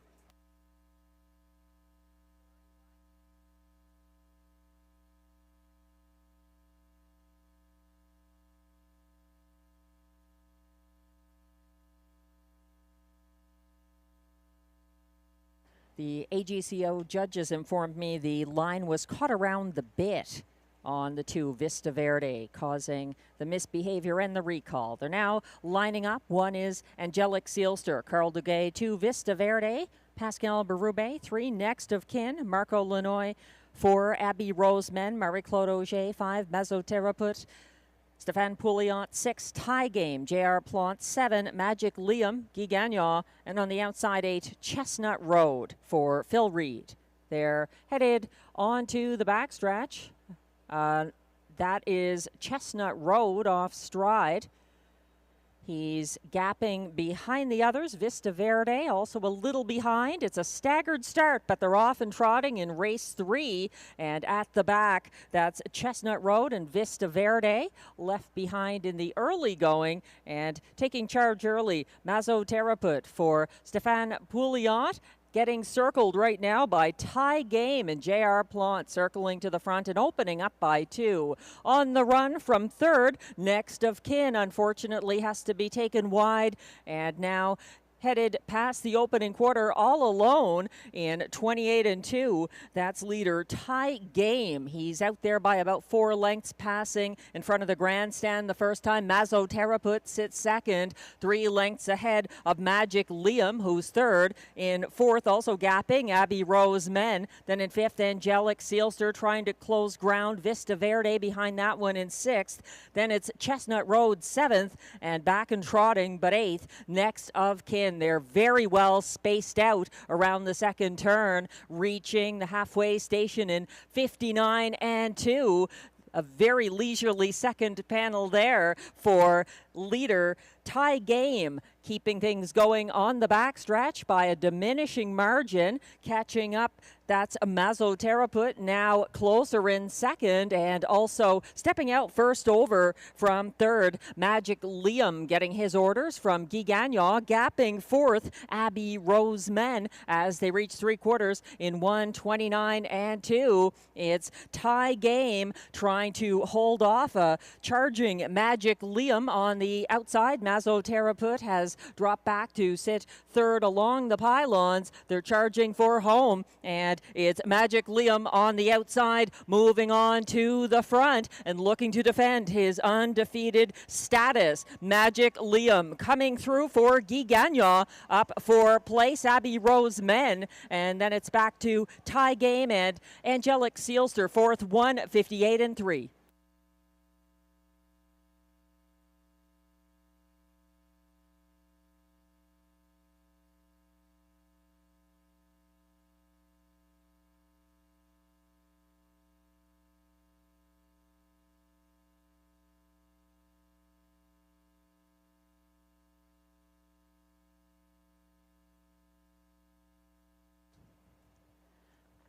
The stretch duel was short-lived as Magic Liam was asked by Guy Gagnon and responded beautifully, drawing away late and remaining undefeated.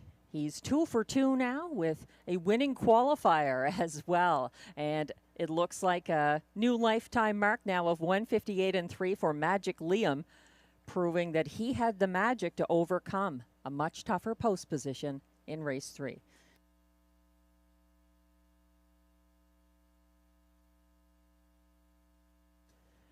The unofficial top 4 finishers are now posted. 7, Magic Liam was a winning 1-2 favorite over stablemate number 4, Abby Rose Men. Second, 6, Tie Game held on for show ahead of 5, Mesoteraput, who was fourth. 7, 4, 6, 5 unofficially for race 3. Please hold all tickets.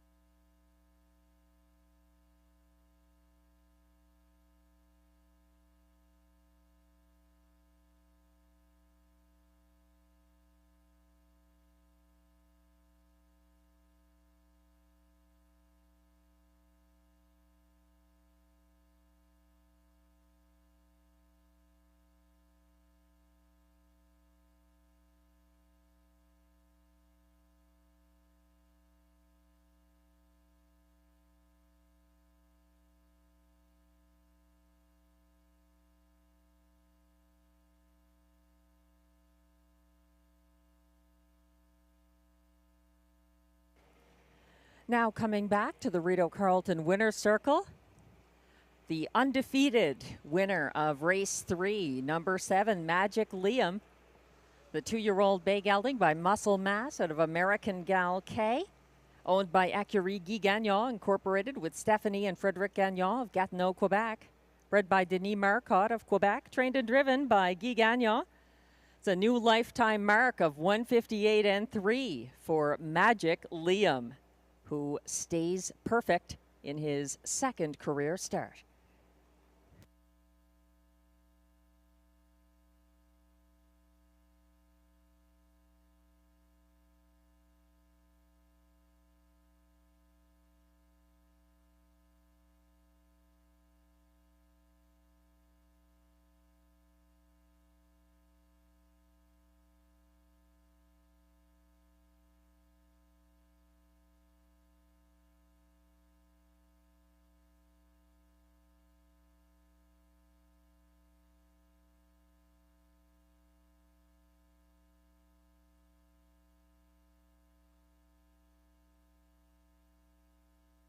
Race 3 is now official.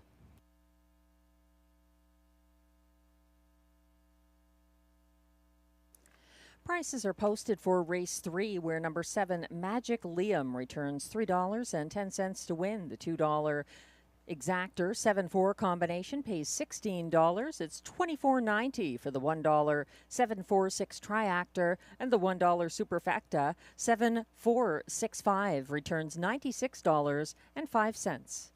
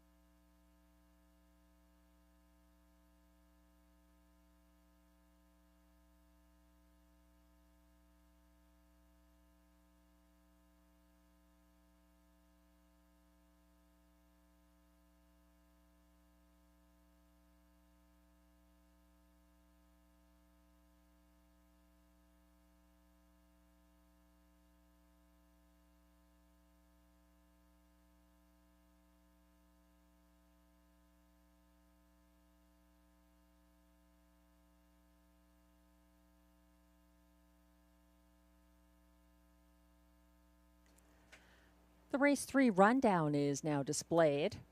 1, Angelic Sealster, was actually 5th.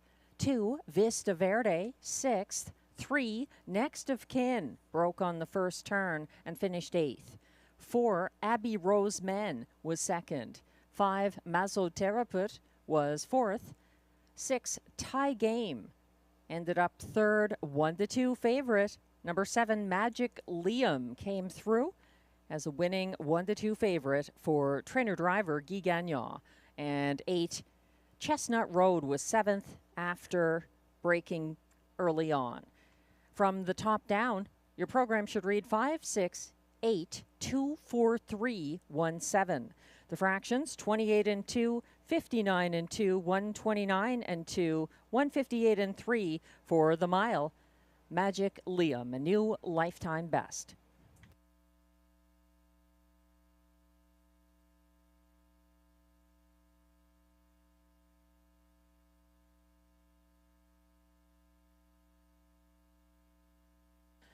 In race 6, a claim has been entered on number 2, Carson Star Choice. Again, that's the 2 in race 6, a claim entered on Carson Star Choice. We're moving on now, though, to race 4. Exactor, Triactor, Superfecta, and Middle Pick 4.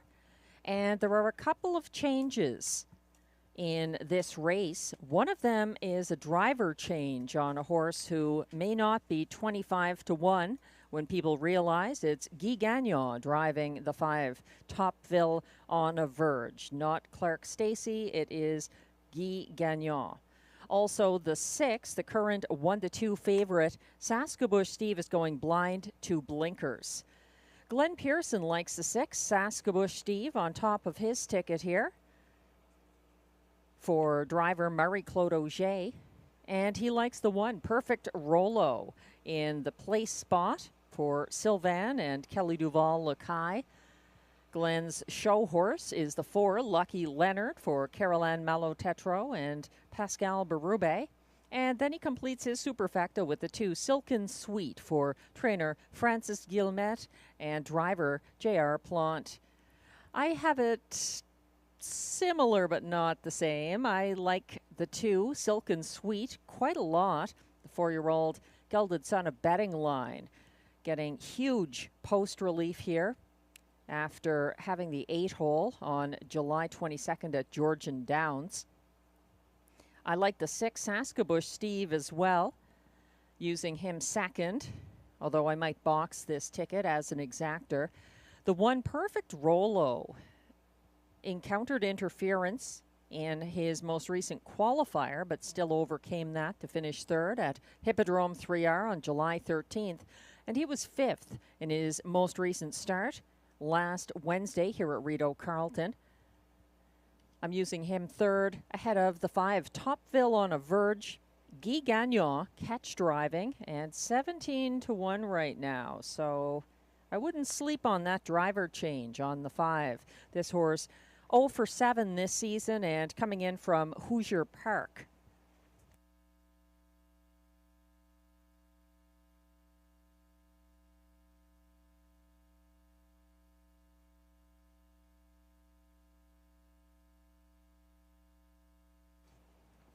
As we wait for the race 4 horses to come on track for the post parade, just a little more about the field.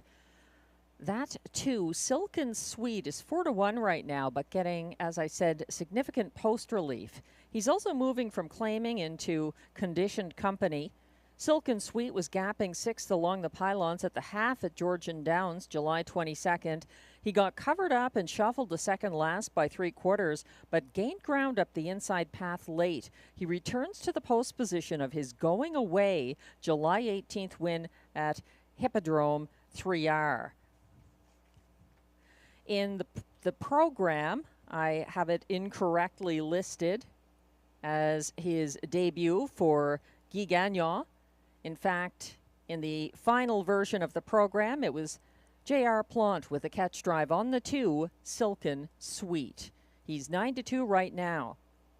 The 6, Saskabush Steve, was first off the gate from an inside post last Wednesday and got circled by well worth the wait and the 1-2 favorite Spectrum Sealster in front of the tote board. Saskabush Steve was caught in and shuffled back to 5th on the backstretch and had a late move up the inside path. He has one previous win for Marie-Claude Auger at a similar level, but back on April 17th, 2022. They're winless together in 17 additional starts, but there's class relief for Saskabush Steve. Even money favorite from post 6 as the field is on track now for the race 4 post parade.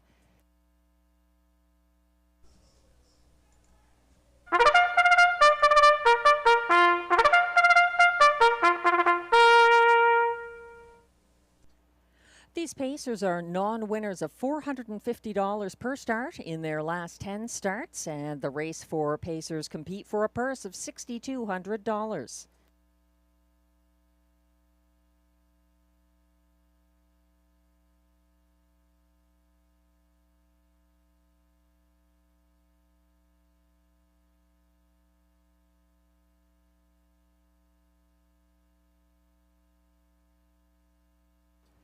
Number 1 is Perfect Rollo, owned by driver Sylvain Lacaille of Saint-Paul-de-Joliette, Quebec, trained by Kelly Duval Lacaille.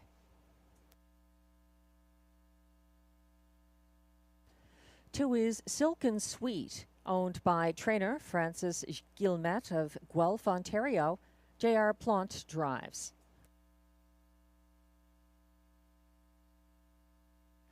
3 is 364, owned by trainer Marcel Rozon of Saint-Lazare de Vaudreuil, Quebec. William Waugh drives. 4 is Lucky Leonard for owner-trainer Caroline Malo-Tetro of Saint-Liguori, Quebec. Pascal Berube is in the bike.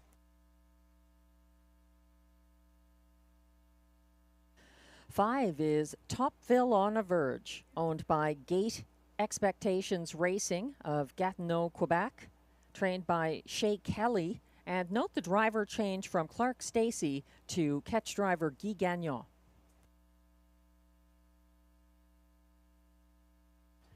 And rounding out the field from Post 6, Saskabouche Steve, owned and trained by Alain Martin of Gatineau, Quebec. Marie-Claude Auger drives, the 7-5 current favorite. And number 6, Saskabouche Steve, goes from blind bridle to blinkers.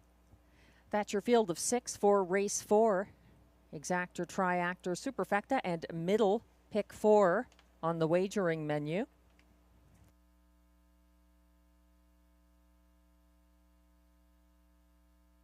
If you're playing the pick 4 that kicks off here, note that in race 6, a claim is entered on the 2, Carson Star Choice.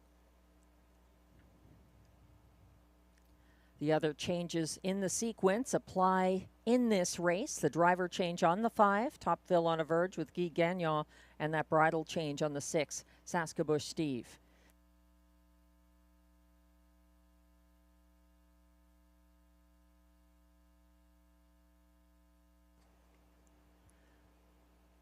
The 1 is another horse here to consider. Perfect Rollo left aggressively at odds of 70-1 on Wednesday and got parked. He backed into single file third before the quarter pole and got caught inside of the first over Greystone Watchman on the backstretch.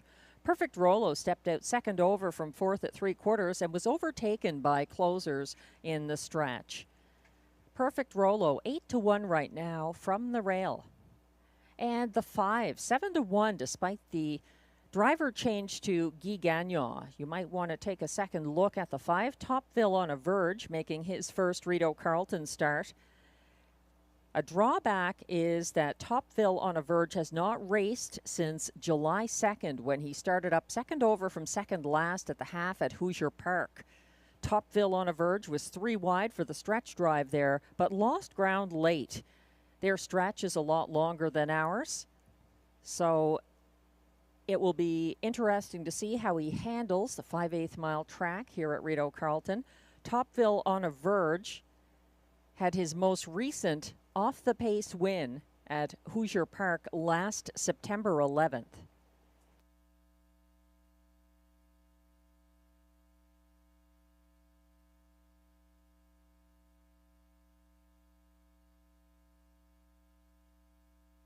Favoritism has shifted towards the 2, Silken Sweet, the 4-year-old gelded son of Betting Line.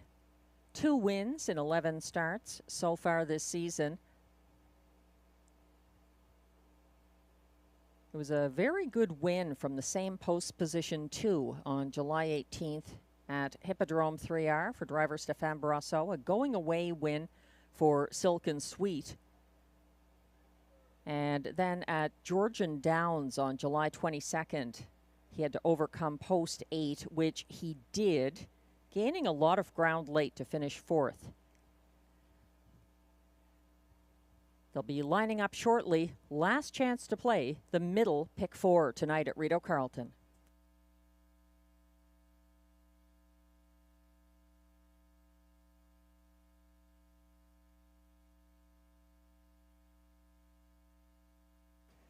The starter has called the race 4 Pacers, and they are lining up now, led by 1 Perfect Rolo for Sylvain Lacaille.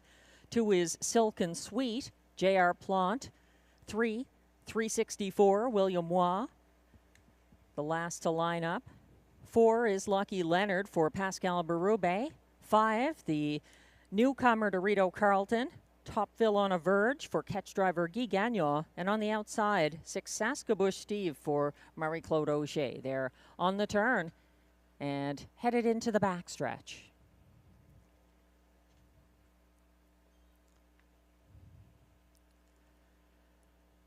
They're perfectly lined up and quickly approaching the start.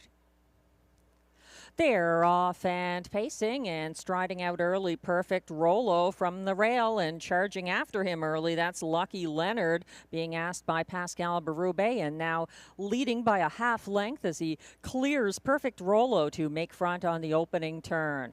Length and a half behind Perfect Rolo, sitting third early. That's 364, and then gapping by about 3 lengths back in fourth. Silken Sweet is ahead of Topville on a Verge and Saskabush Steve. Single file in 2 groups past a hot 27-3 opening panel.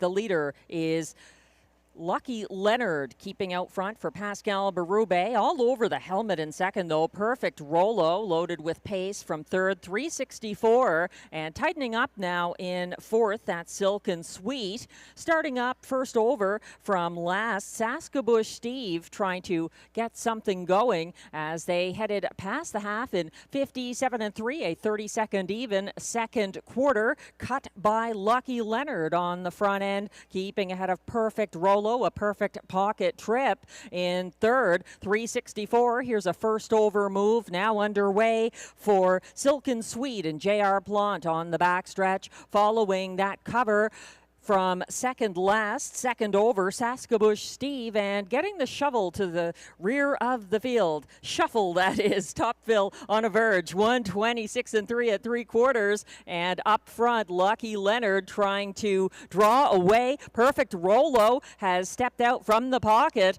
and is going to make a race of it late as they turn for home. Lucky Leonard crossing his fingers, and Perfect Rolo getting a perfect attempt to catch him, but it won't work out. It's going to be Lucky Leonard here over Perfect Rolo, and then up for show, Topville on a Verge charging home ahead of 364, 155-4.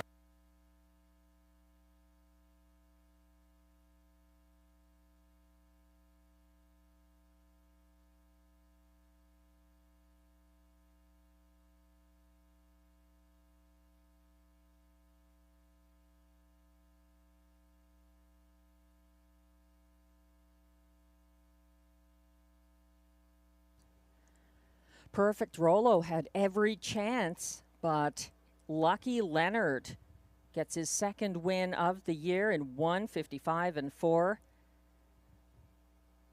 Holding off the persistent late move from Perfect Rolo. In the battle for show, Topville on a Verge stepped up for Guy Gagnon. Unofficial results are now posted for race 4, where number 4, Lucky Leonard, is the 5-2 winner. Over 13-1, Perfect Rolo, second. 5, Topville on a Verge, closed for show. And then the 3, 364, was fourth at odds of 40-1. 4, 1, 5, 3, the unofficial top 4 in race 4. Please hold all tickets.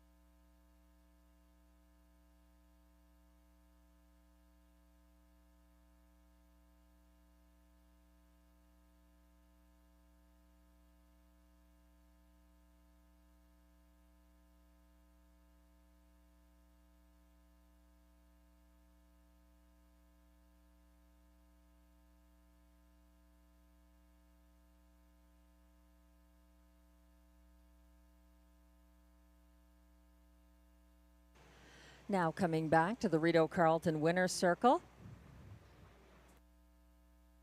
Unofficial race 4 winner, number 4, Lucky Leonard, a 10-year-old bay gelding by Well Said out of Beachy Lady. Owned and trained by Caroline Malo-Tetro of Saint-Ligory, Quebec, bred by Fairwinds Farm Incorporated of New Jersey and Steve Jones of New York. Pascal Berube drives Lucky Leonard to his fastest win of the year, his second win of the year, 155-4. Lucky Leonard had the racing luck and talent in race 4.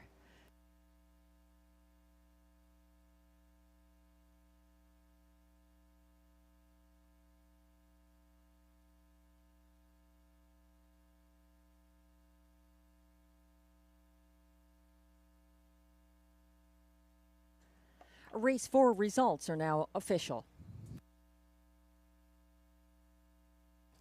Prices are posted for race 4, where number 4 Lucky Leonard returns $7.70 to win. The $2 4-1 exactor pays $38.20.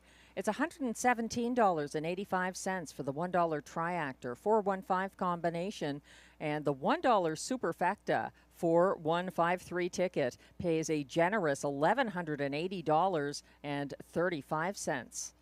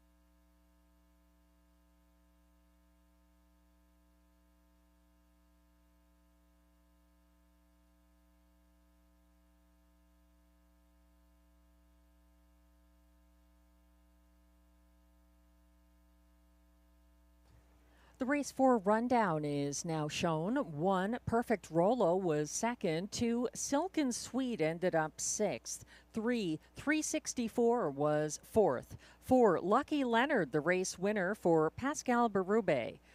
5, Topville on a Verge, closed for show. And 6-5, favorite number 6, Saskabush Steve, finished 5th. From the top down, your program should read 2, 6, 4, 1, 3, 5. The fractions 27 and 3, 57 and 2, 1, 26 and 3, and 155 and 4. The winning mile, the fastest this season so far for Lucky Leonard.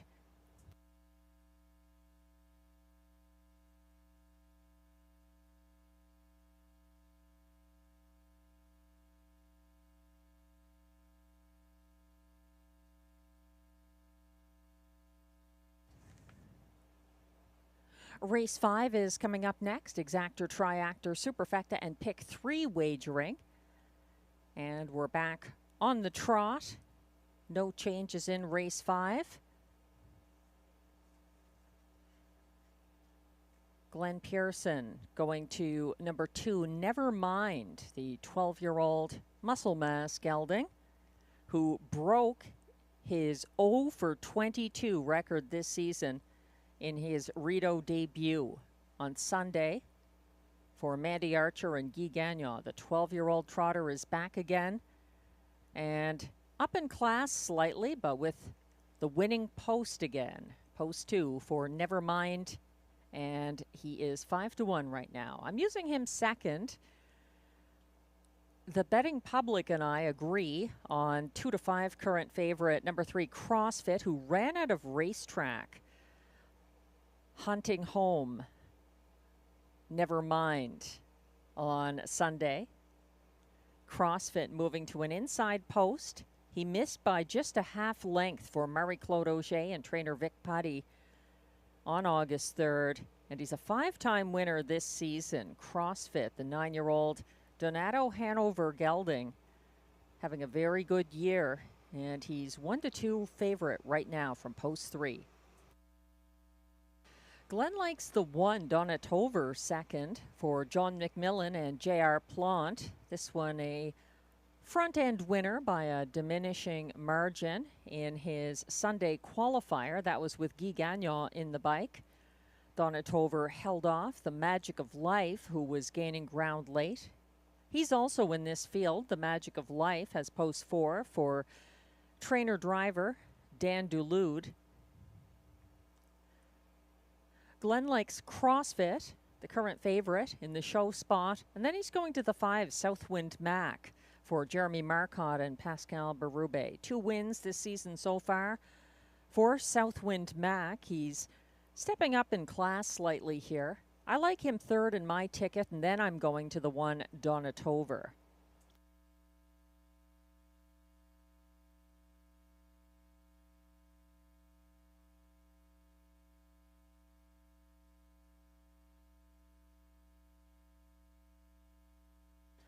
As we wait for the post parade for race 5 to come on track, just a reminder that this coming Sunday is Family Fun Day at Rideau Carleton, Sunday, August 10th, with doors opening at 5 o'clock for fun for all ages, a bouncy castle, face painting, 2 different kinds of dog races, non-wagering, I should add. The wiener dogs and the corgis will be here. And then, of course, some live parimutuel racing a little later on, 6:30 p.m. post time. But come a little earlier to be part of Family Fun Day this Sunday.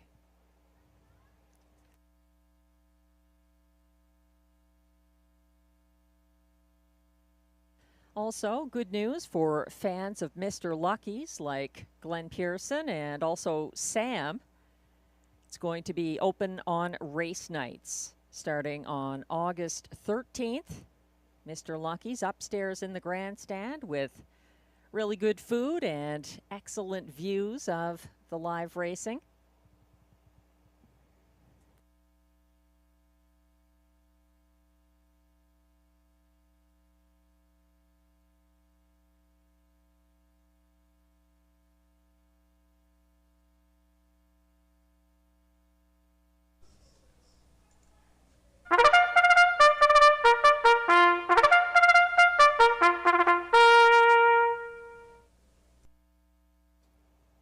The race 5 post parade is coming on track. These trotters are non-winners of $2,500 in their last 5 starts, also eligible non-winners of $18,000 lifetime, and also eligible $12,000 claimers. They race for a purse of $6,700.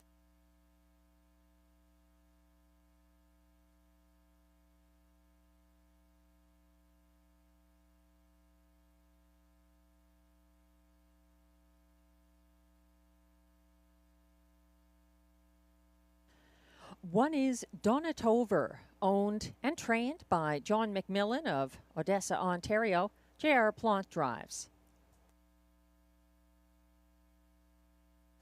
2 is Never Mind for trainer Mandy Archer, driver Guy Gagnon, and owner Jamie Copley of Kenmore, Ontario.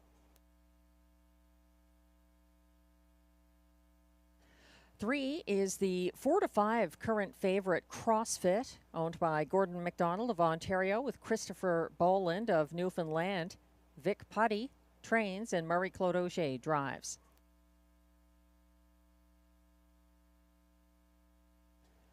4 is the Magic of Life, owned by trainer-driver Danielle Duluth of Saint-Martin, Quebec, who shares ownership with Christine Davignon, also of Saint-Martin.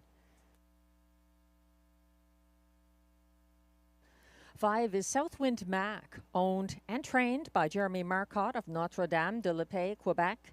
Pascal Berube drives.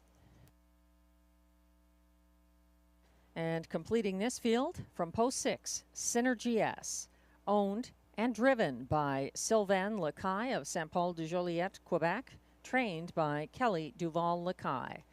That's your field of 6 trotters for upcoming race 5. No changes. Exactor, Triactor, Superfecta, and Pick 3 wagering. We're zooming in on CrossFit, who's been the favorite ever since the windows opened. He's looking good out there. Marie-Claude Auger already with a driving win on the card with her own trotter, Chick Chalk Rose, in race 2. And CrossFit gets along very well with his current driver. They have good stats together. CrossFit, the 3, is getting post relief on a quick turnaround. He backpedaled to last off the gate Sunday. He had a first over move at the half, flushing out winner Never Mind on the backstretch. CrossFit was 3 wide for the stretch drive against Never Mind and the pace setter Final Text and ran out of racetrack. He closed in the field's fastest last quarter.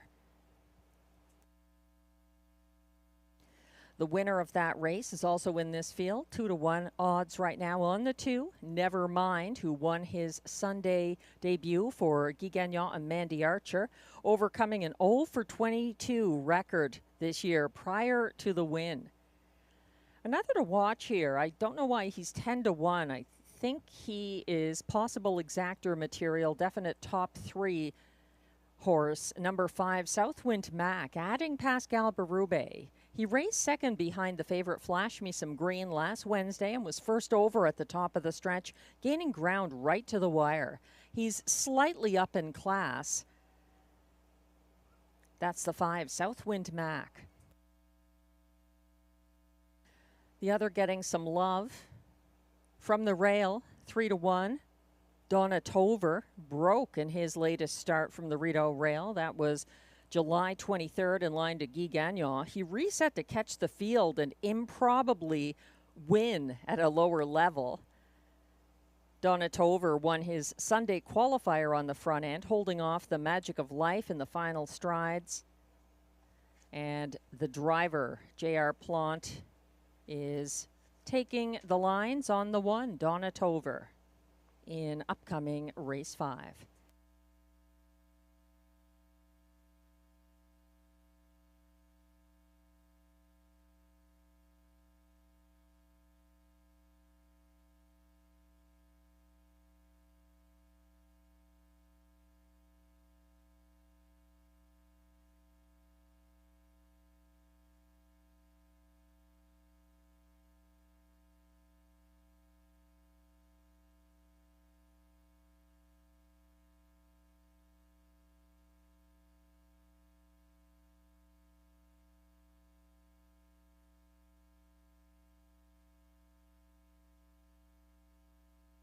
Tammy Forgey's free-to-play Saturday night handicapping contest has a jackpot of $200 for this Saturday evening.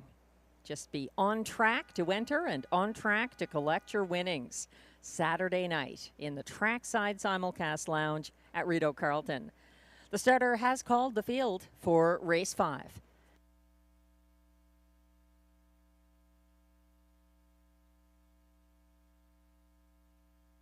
Getting a little help to turn around and go in the right direction. That's the Magic of Life. The 4 now underway with a little help from a friend. The rest are lining up. The 1 is Donna Tover for J.R. Plant. 2, Never Mind, Guy Gagnon 3, CrossFit, trying to catch the others for Marie-Claude Auger. 4, The Magic of Life, alongside for Dan Dulude. 5 is Southwind Mac for Pascal Berube. And 6, Synergy S on the outside for Sylvain Lacaille. CrossFit and The Magic of Life are trying to catch the rest of the field. The starting gate is on the backstretch. On the run, that's The Magic of Life off stride. They're off and trotting, still on the run at the back. The Magic of Life, unfortunately. Never Mind grabs the early lead for Guy Gagnon, but here comes Synergy S, and he wants the front. Never Mind takes the pocket, and settling into third, that's CrossFit, getting away well in fourth. Donna Tover. Fifth is Southwind Mac, and back on the trot, but last and gapping after that break, The Magic of Life. 29-1, a leisurely opening quarter for the 23-1 shot. That's Synergy S cutting the first fraction, and Never Mind has left the pocket to circle and make front for Guy Gagnon. Sitting second now, Synergy S. In third is CrossFit. Fourth, Donna Tover. Fifth, Southwind Mac, and gaining a lot of ground, but still last after the early break, The Magic of Life. They approach the halfway station, led by Never Mind, who gets there in 59-4, a 29-3 second panel. Up front and cutting the fractions, Never Mind. He's confronted by the first over CrossFit. Approaching three-quarters, sitting third on the inside, that's Synergy S. Second over now, moving into fourth, Donna Tover. Fifth on the inside, Southwind Mac. At the back, far out of it, The Magic of Life. 128-4 at three-quarters, and up front, we have a new leader as CrossFit, and Marie-Claude Auger have crossed over to take the lead from Never Mind, turning for home. Fighting back, though, Never Mind. And charging late, Donna Tover is chasing CrossFit to the wire, but Marie-Claude Auger gets another driving win, this time with CrossFit. Over Donna Tover, Never Mind, and Synergy S, 157-3.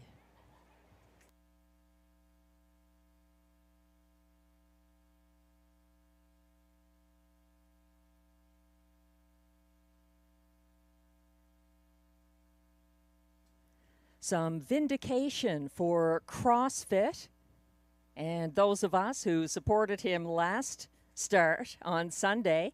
This time he gets the better of Never Mind, pulling away late and chased to the wire by a very good Donna Tover in his debut for J.R. Plante. 157-3, CrossFit.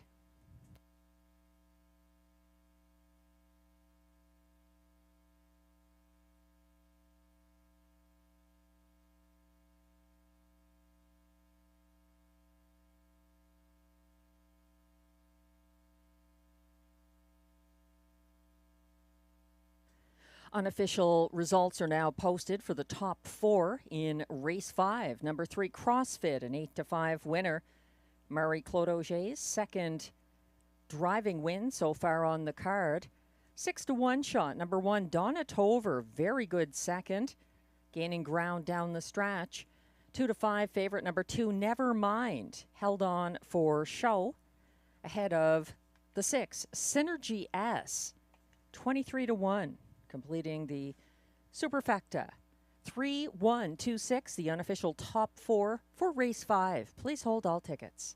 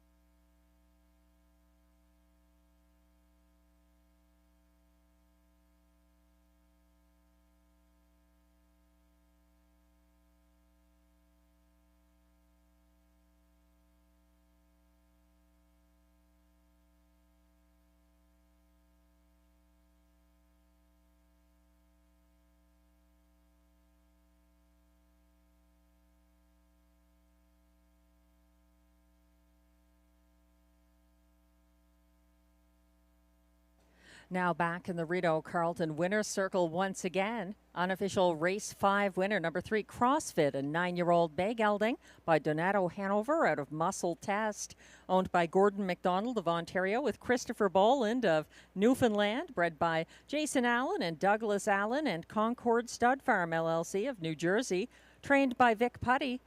That's Marie-Claude Auger's second driving win of the card. And win number 6 of the season for CrossFit, now the official winner of race 5, 157 and 3.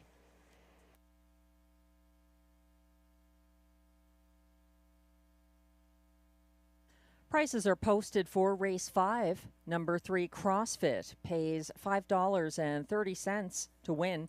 The $2 3-1 exactor, $30.10. The $1 pick 3, 7-4-3 combination, 3 of 3, pays $35.65 for $1.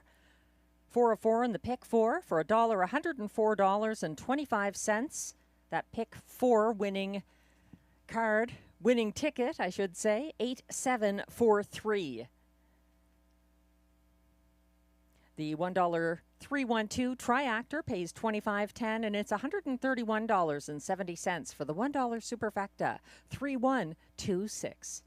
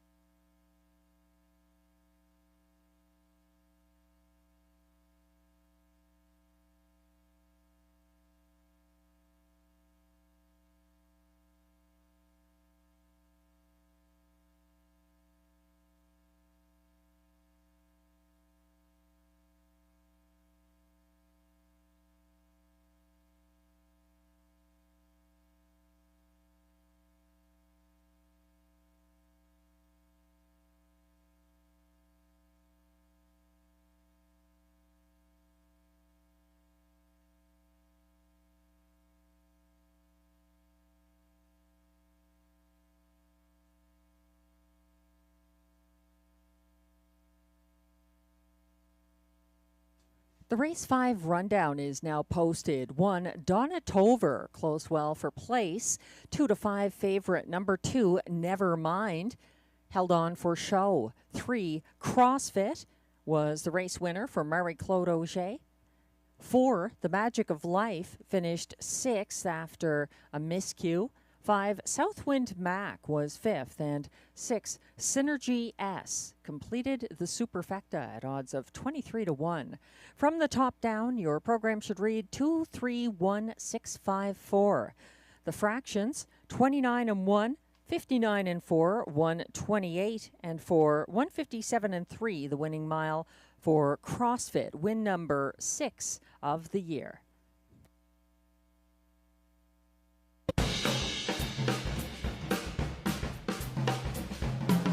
Whether you're looking for a night out, trying to catch the hottest show, or if you're just feeling lucky, Hard Rock Ottawa is the place to be.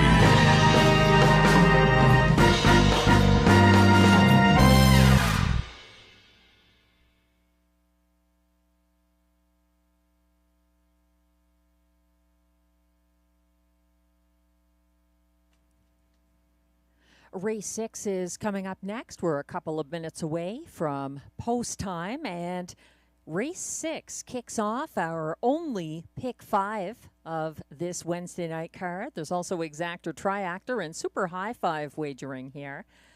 In this first leg, it's a group who are light on wins, and that's just the condition of the race. These $8,500 claimers, basically not the preferred class. They're grinders, and most of them not a lot of wins this season. A couple of exceptions to that, but we'll review them one by one. I'm using 4 horses here in the first leg. The 8 Street Art for Ryan Guy and Francis Guillemette is my spot play.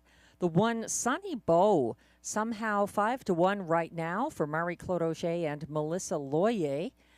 Also, the 7 Probert's Legacy, the even money favorite right now for Marc-Andre Simoneau and Pascal Berube, and the 2 Carson Star Choice, 3-1. No to claim is entered on the 2 Carson Star Choice.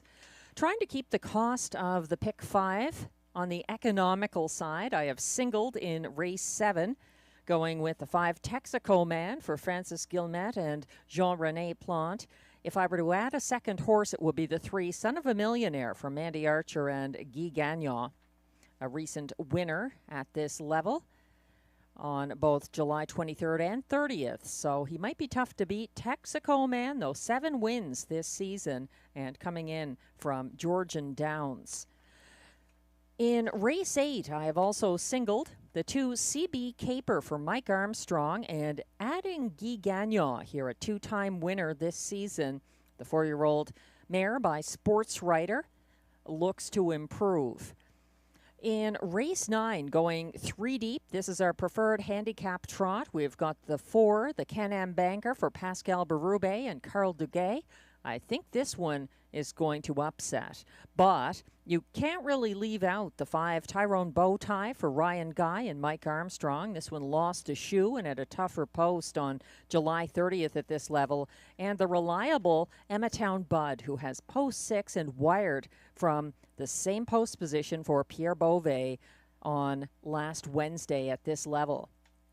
In race 10, the last leg, I went 4 deep. These are some good mares with claiming tags between $8,500 and $12,500, and some others who don't have a claiming tag, but Le Petit Grise catches my attention, coming back for Francis Guillemette and Jean-René Plante. I think Dial Me Up, the beaten favorite, might overcome post 7 for Yves Tessier and Pascal Berube. And from the inside, Beach Journey for Guy Gagnon. And then the 2 DA Cinnamon Crunch returning from Kawartha Downs. Ryan Guy driving the Macy Castle trainee. She was racing really well before she left for Kawartha back on June 25th. So that's my pick 5, keeping it economical again by singling a couple of horses in the ticket. You can swap them out for horses of your own, and it's still an economical ticket if you single in those legs, as I did, a $9.60 pick 5.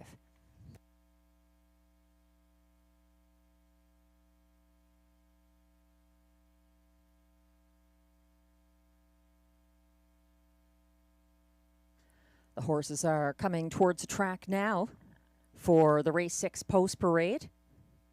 And we'd like to thank everyone who was a part of the Race for Wishes 2025 on Sunday.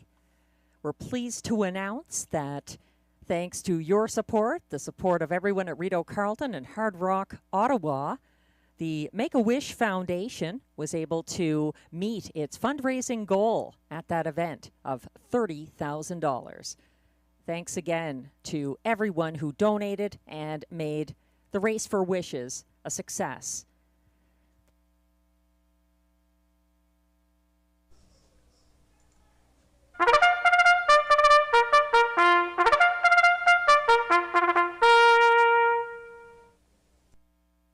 Here comes the race 6 post parade. These pacers are $8,500 claimers racing for a purse of $5,600.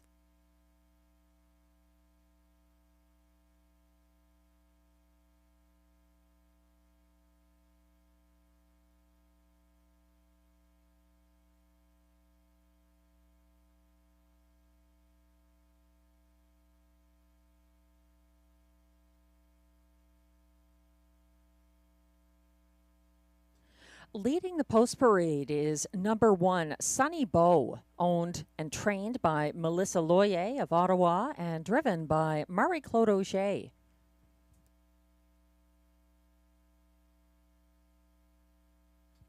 With a claim entered, number 2, Carson Star Choice is the current even money favorite for Écurie Guy Gagnon Incorporated and Seth McLeod of Gatineau, Quebec. Guy Gagnon trains and drives.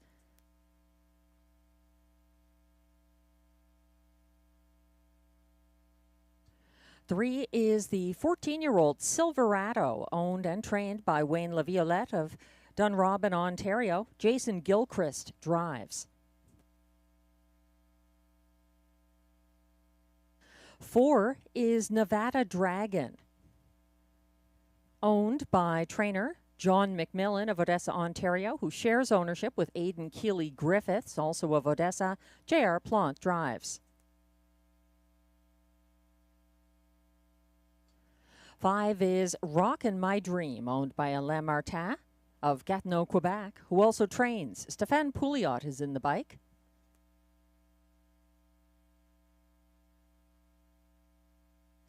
6 is Midnight Mood, owned by trainer Jamie with Sonia Johnson, both of Edwards, Ontario. William Waugh drives.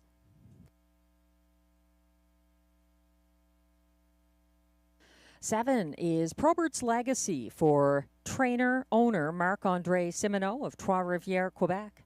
Pascal Berube is in the sulky. And completing this field from post 8, it's Street Art, owned by Jean Allaire of Montreal, who shares ownership with Francis Guillemette of Guelph, Ontario. Francis Guillemette also trains, and Ryan Guy drives. That's the field of 8 for race 6. Exactor, Triactor, Super High 5, and Pick 5 wagering. No changes. Just the one thing to add, that the claim is entered on the 2, Carson Star Choice, the current 4-5 favorite, now shown on the infield tote board screen.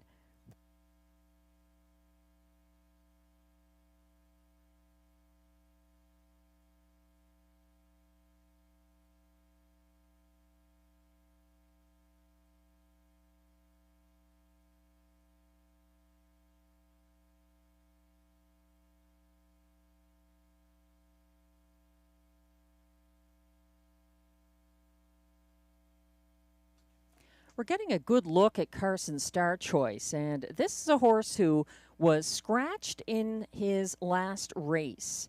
That leads me to hesitate a little, but he looks good out there tonight. The 2, Carson Star Choice, was a late veterinary scratch lame on July 20th. This is his first charted mile since July 13th. He had a 3-race win streak at the $8,500 claiming tag. He's a front-end loving gelding with Guy Gagnon training and driving. So an understandable 4-5 favorite from post 2, Carson Star Choice.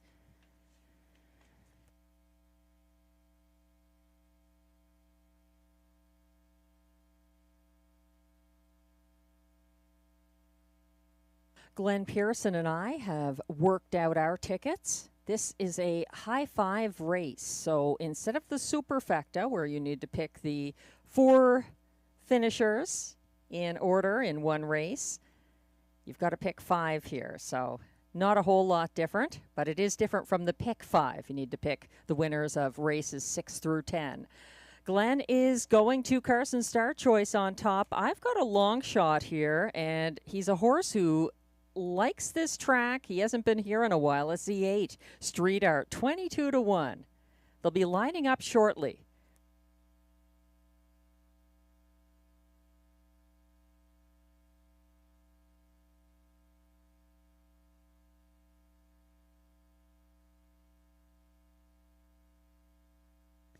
The starter has called the field for race 6. This is your last opportunity tonight to play the Rideau Carleton Pick 5.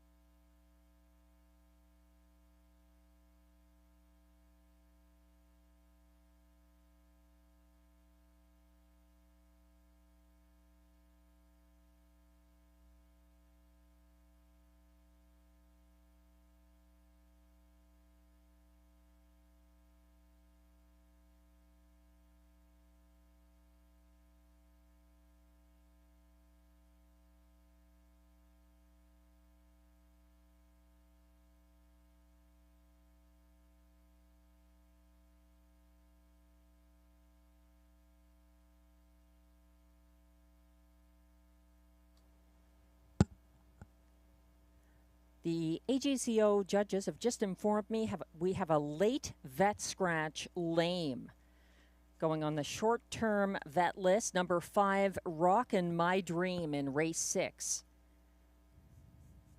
Scratch the 5, Rockin' My Dream. Again, the AGCO veterinarian has found him to be lame.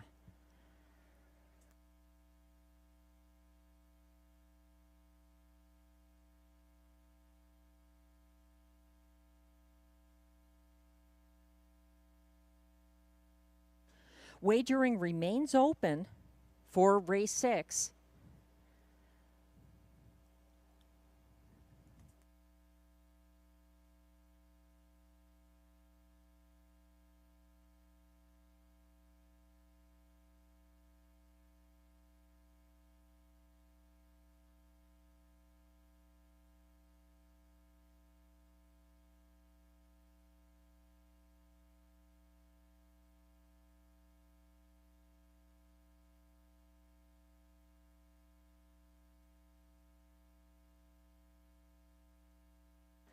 There's still time to play the one and only pick 5. The starter has called the race 6 Pacers once again after the late scratch of number 5, Rockin' My Dream, an AGCO vet scratch lame.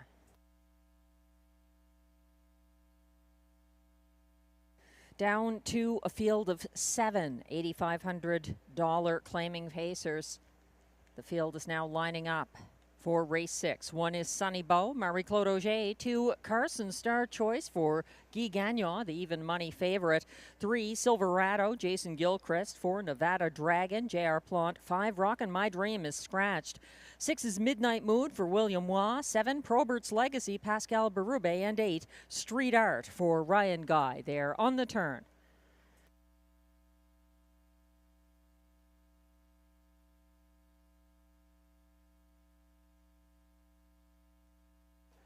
The field is on the backstretch, headed towards the start for race 6 and the pick 5. They're off and on the run. Sunny Beau has jumped it off, leaving, and that puts Carson Star Choice into early control for Guy Gagnon. Settling second, that's Silverado, and a couple of lengths behind him in third. Nevada Dragon ahead of Midnight Mood, who races fourth. Then in fifth, it's Probert's Legacy, followed by Street Art, and far back after the break, Sunny Beau.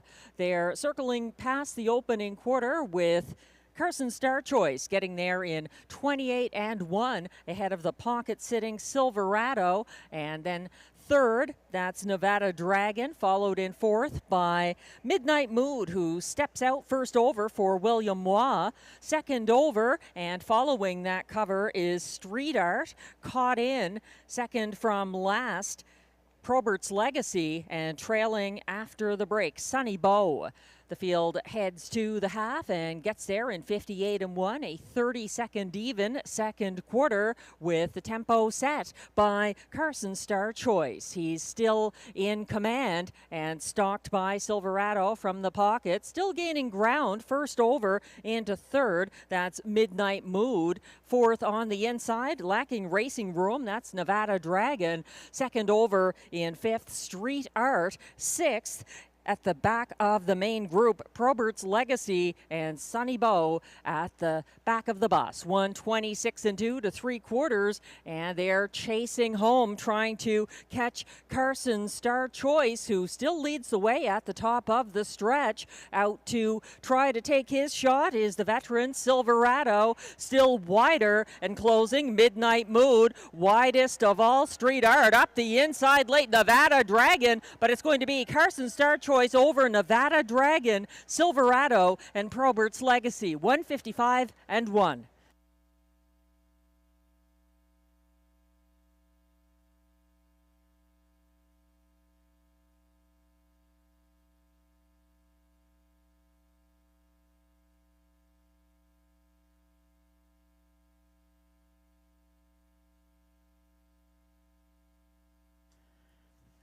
The Pacers have been doing quite well on the front end tonight, and Carson Star Choice no exception here for Guy Gagnon with the claim entered.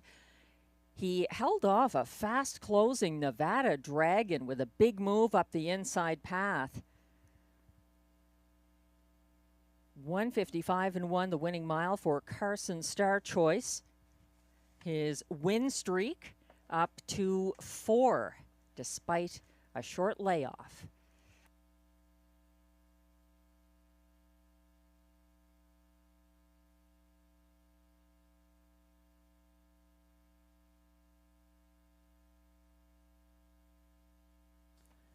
The unofficial top 5 finishers are now posted for race 6. Number 2, Carson Star Choice, the race winner over 4, Nevada Dragon, second. The pocket sitting number 3, Silverado, held on for show at odds of 25-1, ahead of 7, Probert's Legacy, fourth, and 6, Midnight Mood, completing the high 5 at odds of 30-1. 2, 4, 3, 7, 6. Unofficially in race 6, please hold all tickets.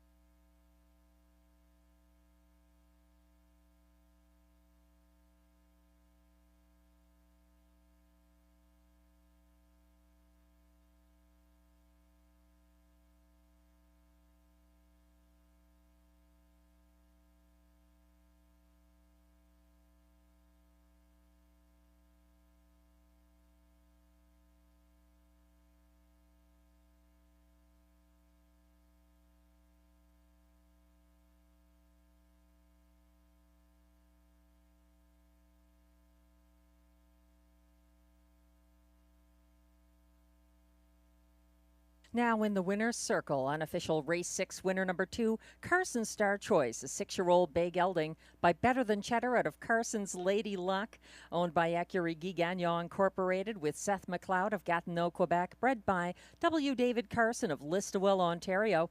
Trained and driven to victory by Guy Gagnon, his second driving win of the night, win number 5 of the season for Carson Star Choice. 1:55.1. Race 6 results are now official.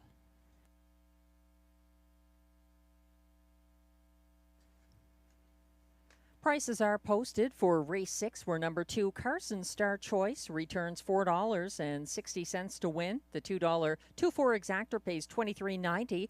It's $52.60 for the 2-4-3 $1 triactor, and the 20-cent super high 5 2-4-3-7-6 combination returns $137.47.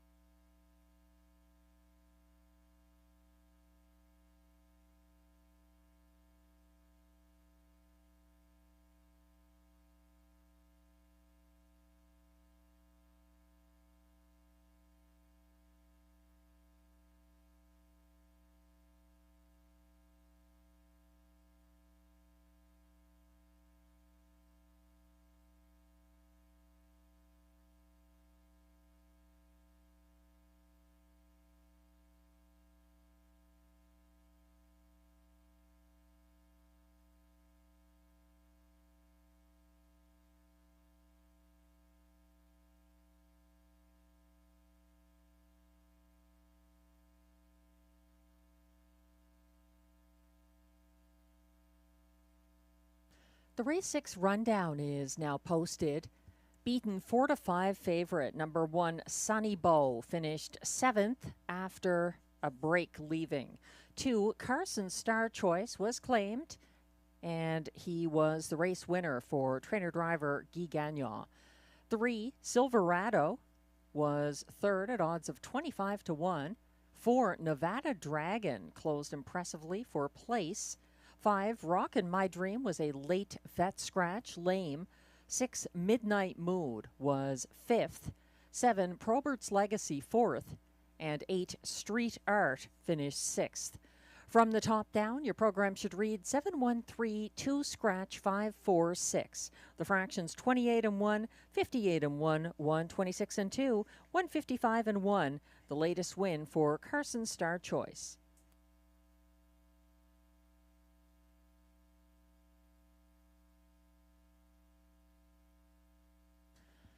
Carson Star Choice was claimed and moves to owner-trainer Danielle St. Pierre for a price of $8,500.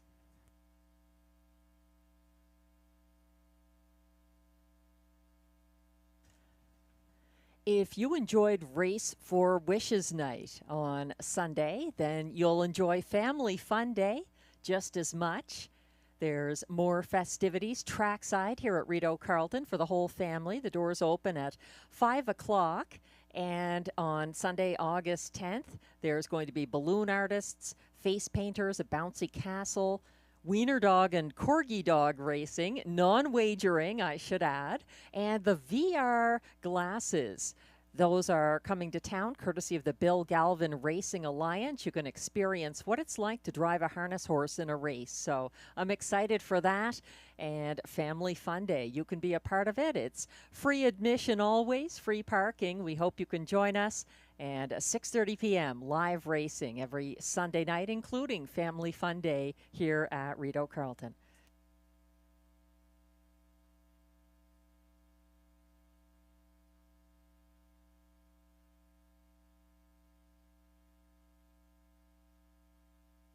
Race 7 is coming up next. A nice field of trotters with exactor, triactor, superfecta, and late pick 4 wagering. Son of a Millionaire is 4-1, which I'm surprised by. He's the 3 here for Mandy Archer and Guy Gagnon and has back-to-back wins at a similar level here. The favorites, co-favorites at the moment, both of them 5-2, are number 4, J.M. Stella for Kelly Duval-Lacaille and driver Sylvain Lacaille. 3 wins this season, including her lifetime mark, 156, taken at Rideau Carleton. And also, the 4 was sharing that status as favorite with the 5 Texaco man for Francis Guillemette and J.R. Plante. That one a 7-time winner this season. The board fluctuating a lot right now as the trotters come towards the track for the post parade. In this late pick 4, I am going with 2 trotters here. The 3, Son of a Millionaire, and the 5, Texaco Man, who is the 9-5 favorite at the moment. In race 8, just using 2 horses there, the 2 CB Caper for Mike Armstrong and Guy Gagnon driving, and the 6 Blue Elvis for trainer-driver Ryan Guy, a nice horse who just seemed to have some manners issues when he started out here this season. The 9, race 9 that is, the second last leg, I'm using the Can-Am banker Tyrone Bowtie and Emmatown Bud in our preferred handicap trot. And then it's a tough race 10 to complete this ticket and end the night, going 4 deep there, 6-7-2-1 in race 10 with high-end claiming pacing mares. La Petite Grise, Dial Me Up, DA Cinnamon Crunch, Beach Journey. Too tough to decide. Might as well use 4. The race 7 trotters are now coming on track for the post parade.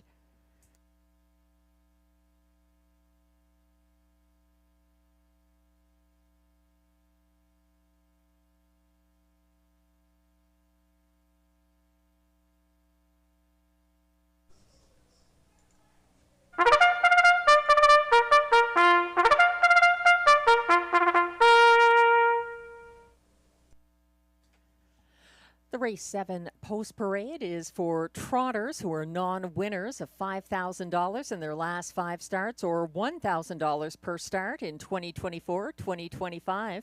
Allowances for fillies and mares. Also eligible non-winners of $55,000 lifetime and $18,000 claimers. The purse is $7,800.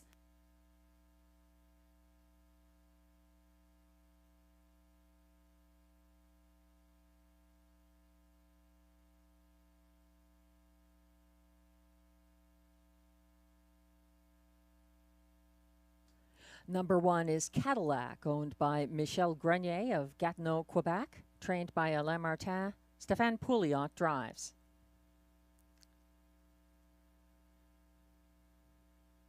Two is Wish Should Tell Me, owned and trained by Gerard Vaillancourt of Kemptville, Ontario. William Waugh drives.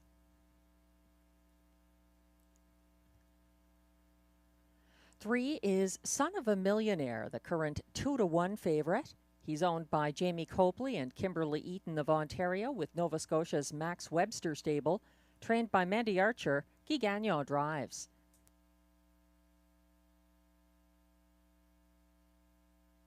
Four is J.M. Stella, owned by Ferme Canico Farm Incorporated of Saint-Bernard-de-la-Colle, Quebec. Trained by Kelly Duval-Lacaille, Sylvain Lacaille drives. 5 is Texaco Man, owned and trained by Francis Guillemette of Guelph, Ontario. J.R. Plant in the sulky.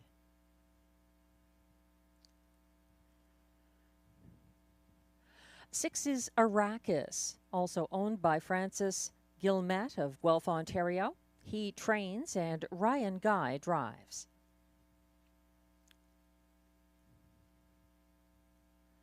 Completing this field from post 7, Stomper Tom, owned by Wade and Philippe Toussignon of Cardinal, Ontario, trained by Mike Armstrong. Pascal Berube is in the sulky. That's your field of 7 trotters for upcoming race 7.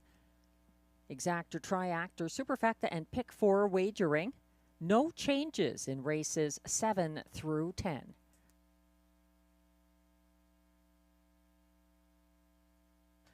Getting a better look at the 3 now. Son of a Millionaire.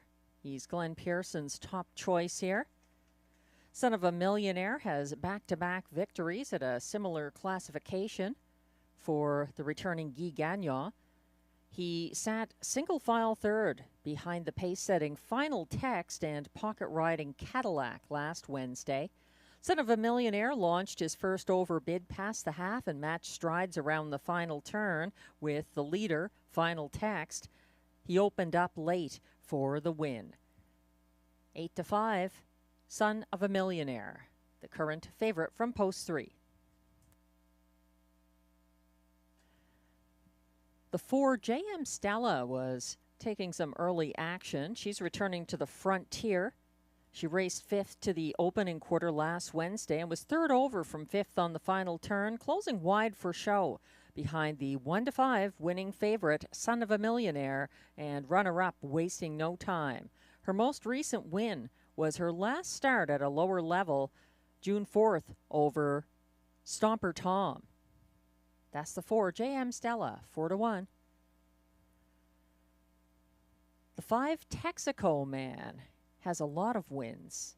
He was, in fact, a winner last August 6th at Batavia Downs, coming 2nd over from 4th at the half and overtaking the pace-setting co-favorite easily in the stretch. He's got class relief here. Texaco Man sat 2nd last on July 22nd at Georgian Downs.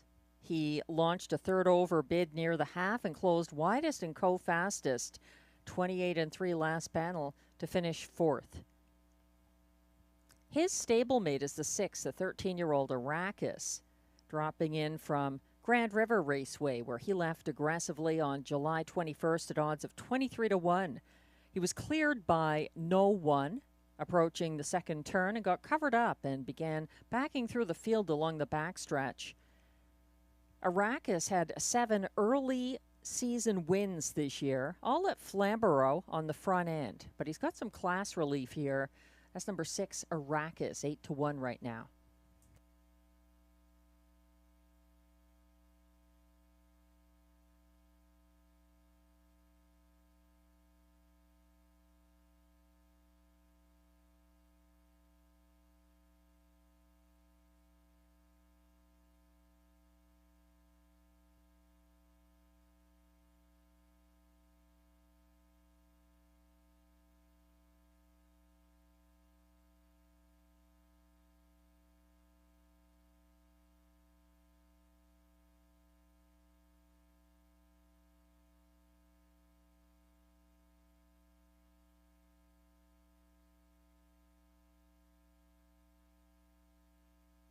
The starter has called the field for race 7. This is your last chance tonight to play the Rideau Carleton Pick 4.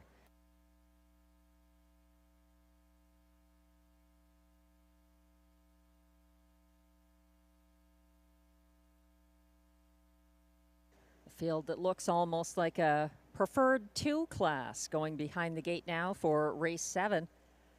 The 1 is Cadillac, Stéphane Pouliot. 2, Wish Should Tell Me, William Waugh. 3, Son of a Millionaire, the 7-5 favorite right now for Guy Gagnon. 4 is JM Stella, Sylvain Lacaille. 5, Texaco Man, JR Plante. 6, Arrakis, Ryan Guy. And on the outside, 7, Stomper Tom for Pascal Berube. They're on the turn.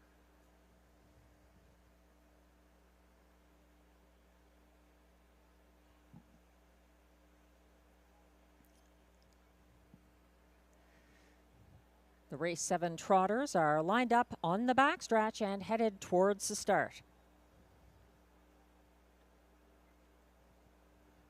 They're off and trotting, retreating to the back early. Texaco Man and Stomper Tom sitting out the early battle, which has been won by Wish Should Tell Me and William Waugh, now leading over JM Stella, who is a length and a half back in second. First over from third, Arrakis underway early and now finding space along the pylons ahead of fourth place Cadillac. Stepping out now from fifth to come first over, Son of a Millionaire.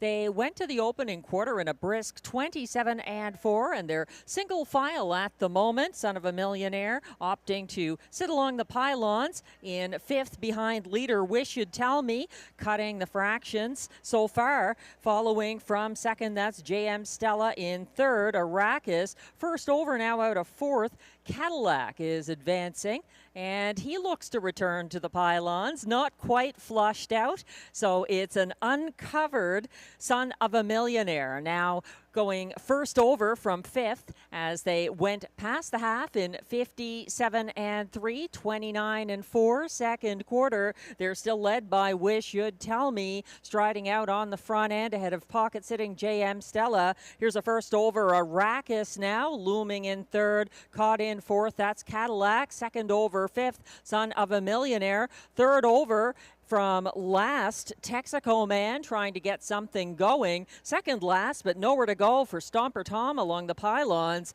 They went to three quarters in 1:26-3 and trying to trick everyone. Wish Should Tell Me got the early advantage, and he's trying to maintain it down the stretch. Charging now on his outside, that's JM Stella up the inside. Cadillac is coming on late. It's going to be JM Stella edging out Cadillac. Then for show, Wish Should Tell Me ahead of Stomper Tom, 1:56-1.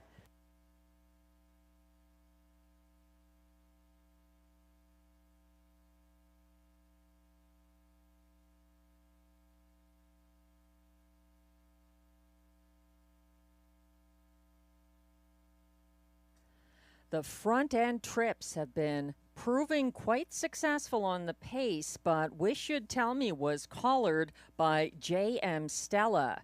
She drew away late for Sylvain Lacaille, chased to the wire by Cadillac. A very good place finish, a patient trip there. Wish Should Tell Me holding on for show ahead of Stomper Tom. A bit of a head scratcher in race 7.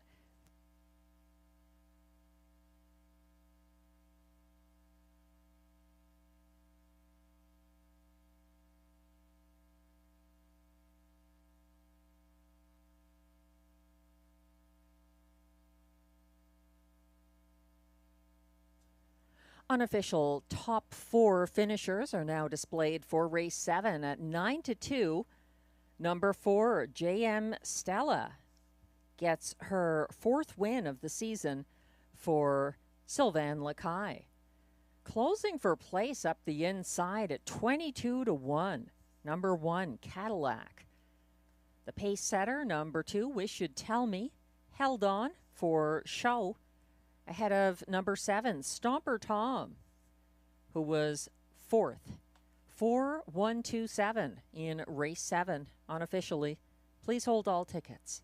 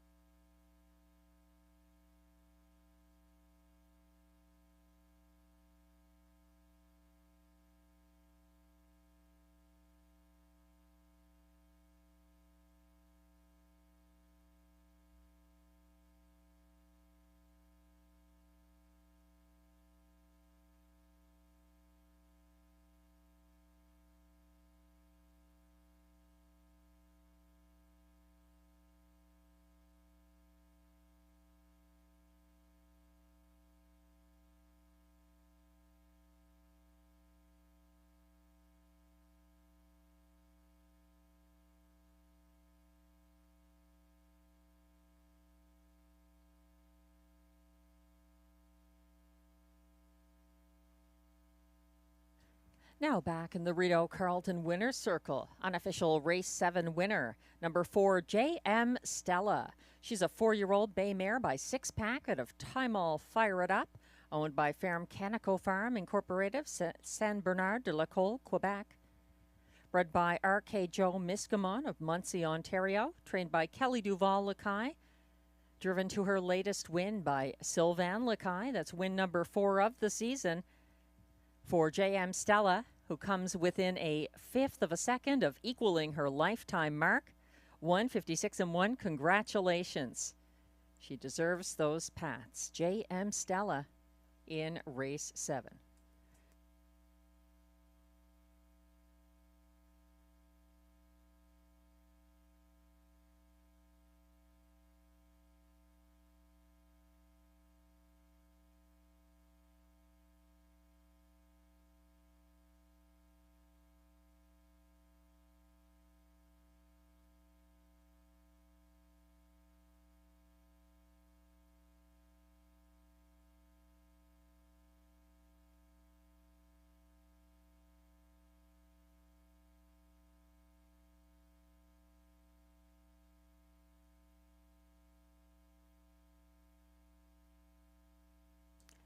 Race 7 results are now official.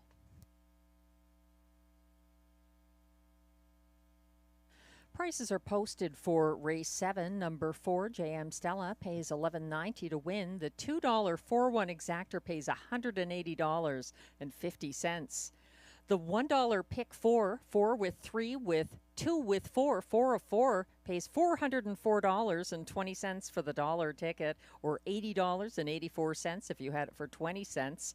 The $1 try 412, $248.10, and the pick 3 ending here $104 even for 3 of 3, 3 with 2 with 4.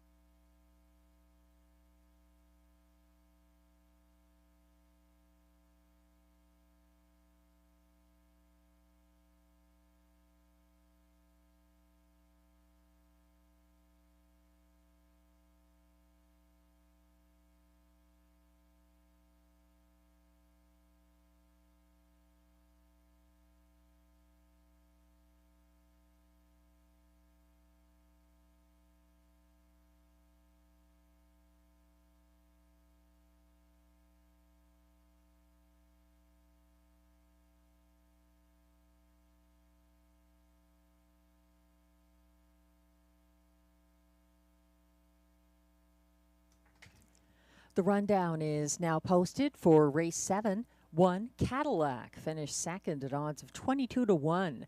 Pace setter number 2, Wish You'd Tell Me, held on for 3rd. 3, Son of a Millionaire, was 6th as beaten 3-5 favorite. 4, J.M. Stella, the race winner for Sylvain Lacaille. 5, Texaco Man, ended up 7th. 6, Arrakis was 5th, and 7, Stomper Tom was 4th. From the top down, your program should read 2361754. The fractions 27 and 4, 57 and 3, 126 and 3, 156 and 1. The win by J.M. Stella. Busy lives make special moments that much more important with family, with colleagues, with loved ones and friends. But sometimes the circumstances change suddenly and emergency services are needed. When every second counts, would you know what to do? St. John Ambulance is here to help with the most comprehensive first aid and CPR training programs conveniently scheduled at times that work for you. Just one course could save someone you love. Book online or call today. St. John Ambulance, saving lives at work, home, and play.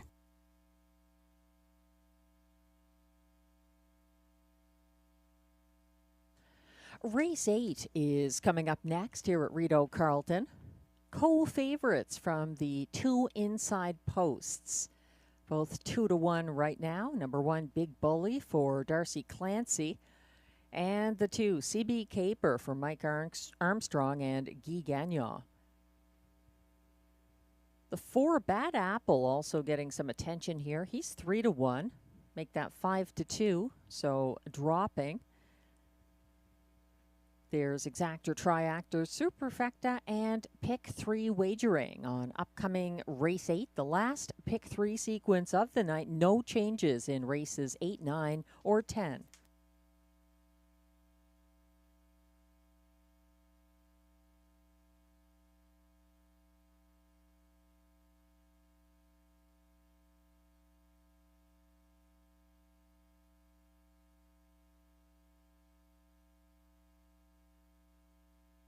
We're looking at track handicapper selections for upcoming Race 8. Some head scratching going on tonight from a handicapping perspective. Glenn Pearson will be delighted if the 7 DA Players Delight lives up to top billing here for Ted McDonald and William Waugh. He's 0 for 14 this season. He's 14-1, and Glenn has this horse on top of his ticket. That's confidence. Glenn likes the 2, CB Caper, in the place spot. She's currently 5-2 on the addition of catch driver Guy Gagnon. Then Glenn has the 4, Bad Apple, who is 2-1 co-favorite right now. Bad Apple, 3rd in Glenn's ticket, and completing his superfecta, the 5, La Barbe, for trainer driver Stéphane Pouliot. This one 1 for 17 this year. Moving down the class ladder. Meanwhile, I've got the current 3-1 shot, number 2, CB Caper, on top of my ticket, the 4-year-old daughter of sports writer, a 2-time winner this season, and adding Guy Gagnon, definitely an advantage. The 6, Blue Elvis, has been sensational, I think, in recent attempts. He's been getting it together. I was told by his previous trainer, Kevin Benn, this is a horse with talent who got injured, spent some time on the shelf, and Ryan Guy's patience is paying off. I think he is getting better with each try. I'm going to the 3, Shadow Dave, for Mike Healy in the show spot, a good closer with some serious post relief, and then completing my ticket with the 4, Bad Apple, who is now the 8-5 favorite.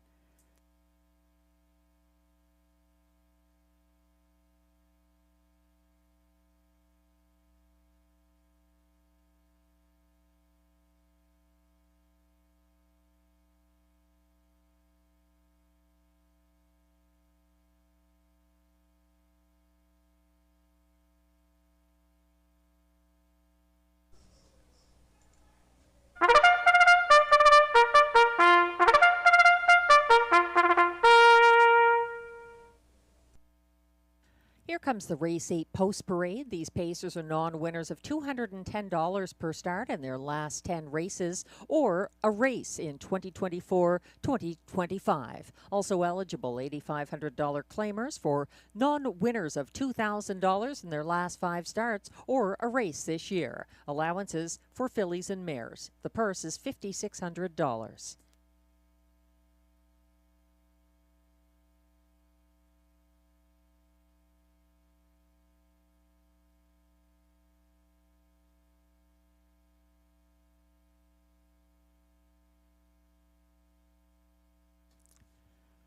One is Big Bully, owned by trainer-driver Darcy Clancy of Odessa, Ontario, with Raymond Alport of Kingston, Ontario.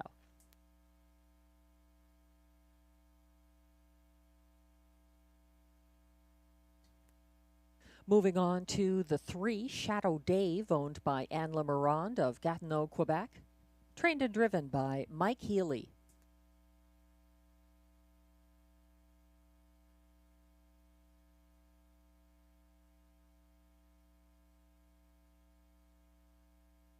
Now coming on track, number 2, CB Caper, owned by Lloyd Howley of Cars, Ontario, trained by Mike Armstrong. Guy Gagnon picks up the catch drive.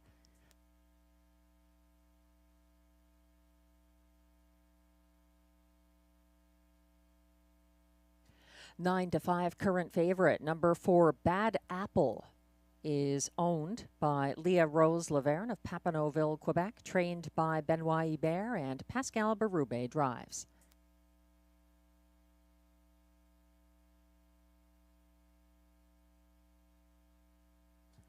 Five is La Barbe, owned by a numbered Quebec corporation of Gloucester, Ontario, trained and driven by Stéphane Pouliot.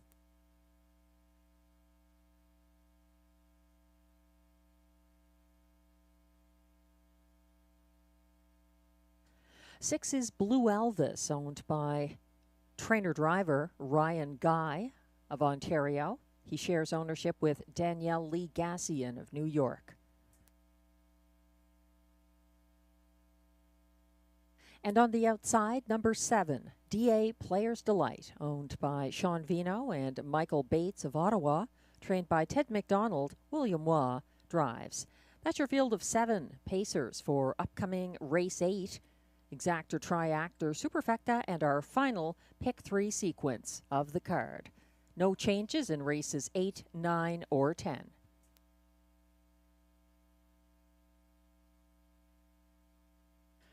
We're getting a look at the current favorite, 2 to 1, on the 4, Bad Apple. He's got a few things about him that I like. He's shown flashes of brilliance this year. The 4, Bad Apple, advanced first over from 4th, approaching the half last Wednesday. He seemed to stall, though, after the pocket-sitting winner, Putty Cat, stepped out in the stretch. Bad Apple's only win this season was on April 6th.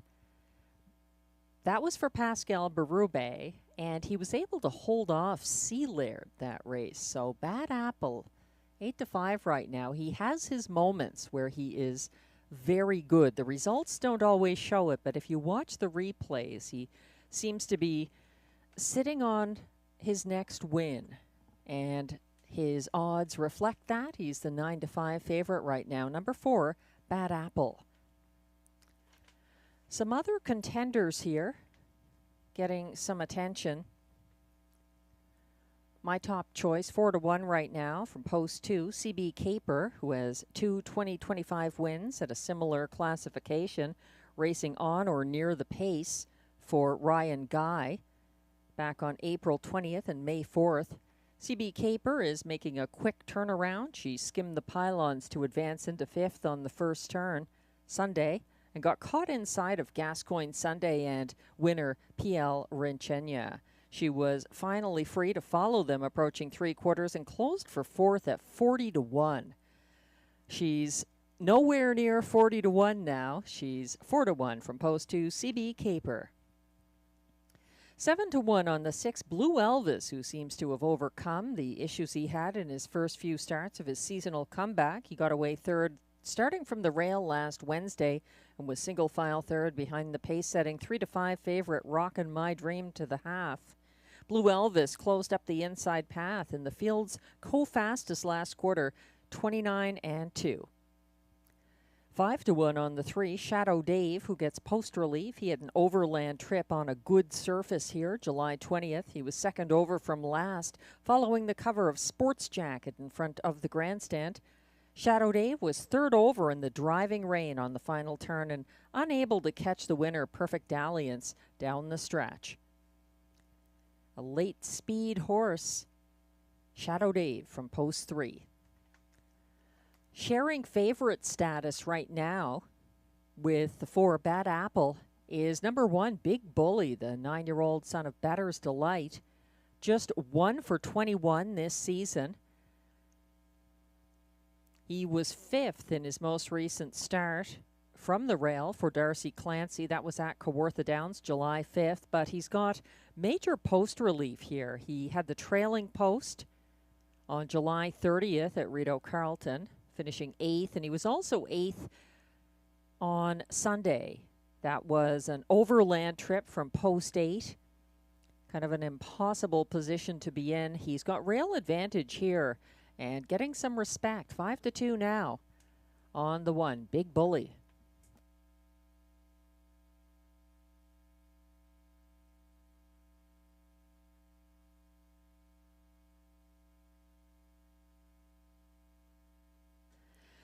Glenn Pearson likes the 6, Blue Elvis here. He's texted me, and he likes Blue Elvis over number 2, CB Caper, 3, Shadow Dave, and the 4, Bad Apple. They're called now to go behind the gate for race 8.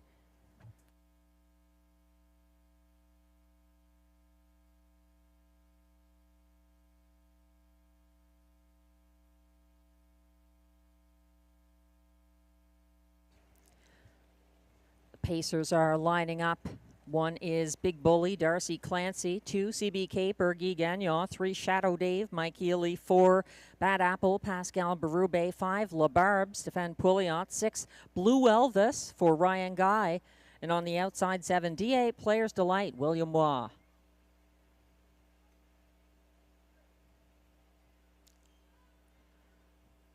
They're on the turn, headed on to the backstretch with La Barbe and Blue Elvis timing the gate. They're off and pacing with Big Bully and Darcy Clancy firing out from the inside post and instantly giving chase. Bad Apple and Pascal Berube first over. They're battling on to take control, following from 3rd under tight lines. That's CB Caper, and then back in single file 4th, Shadow Dave. He is followed in 5th by La Barbe, and further back, approaching the quarter of 27-3. There is quite a gap back to DA Players Delight, and trailing on the run at the back of the field, Blue Elvis, unfortunately having issues again. They're led into the second turn by Bad Apple, keeping ahead of Big Bully, and 3rd place, CB Caper. Stepping out now to come first over on the turn, Mike Healy is sending Shadow Dave. He's advancing, and following that cover, second over, La Barbe underway. They went to the halfway station in 58-1. Leading, it is Bad Apple. He's got company, though, up alongside now. Shadow Dave pressing the pace on the backstretch. On the inside, Big Bully in the pocket. Second over into 4th now. La Barbe is advancing, shuffled back with nowhere to go. CB Caper is 3rd last. That's DA Players Delight in the outer flow. 3 in, 3 out on the final turn. They went to 3/4 and 127 flat. Far out of it after a miscue. Blue Elvis turning for home. They're trying to catch the pace setting Pascal Berube, and Bad Apple closing late up the inside. Big Bully is coming on. Big Bully against Bad Apple. It's going to be between these two, and very close at the wire. Big Bully or Bad Apple, 156-1.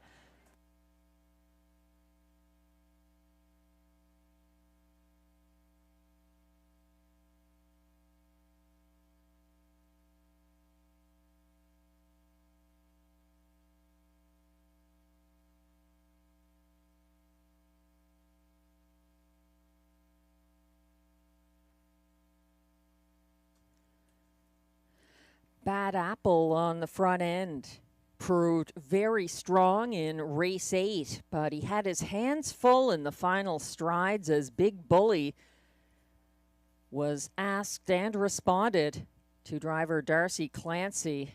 very close at the wire between those two. It looks like Bad Apple may have edged him out. Bad Apple, Big Bully. CB Caper looked to be gaining ground late. It was very close for show there as well in this 156 and 1 mile.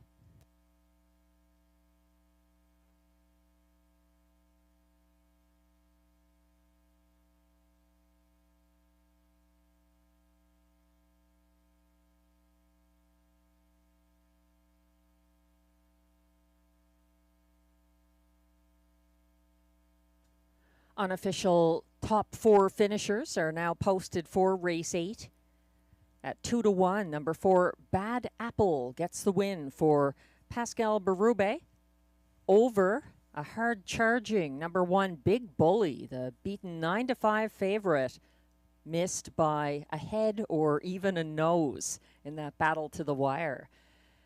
It was also tight for show, but number 2, CB Caper, managed to close for show ahead of the 5, La Barbe, 4th in race 8.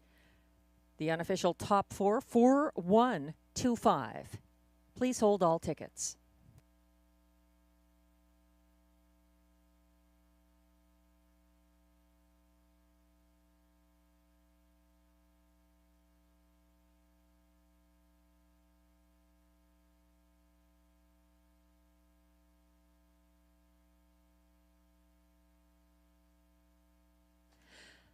Coming back to the Rideau Carleton winner circle once again.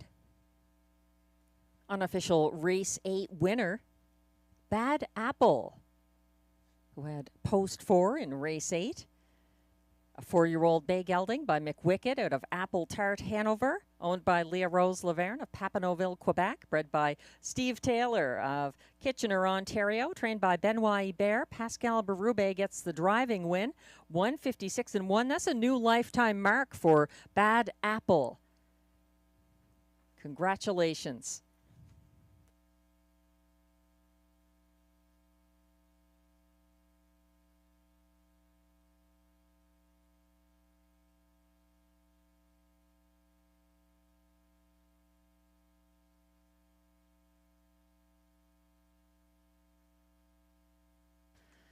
Pascal Berube also had a driving win with Lucky Leonard in race 4. That's his second driving win of the night. Bad Apple.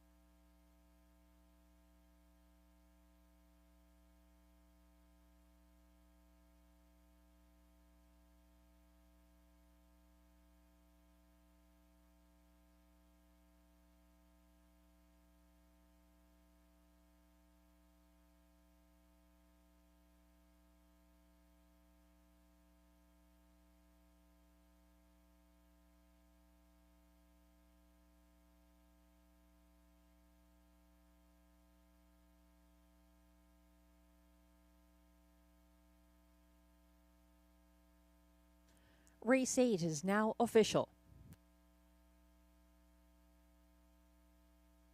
Prices are posted for race 8. Number 4, Bad Apple returns $6.10 to win. The 4-1 $2 exactor pays $21.60. $40.20 for the 412 $1 triactor and $99.60 for the $1 superfecta. 4125 ticket.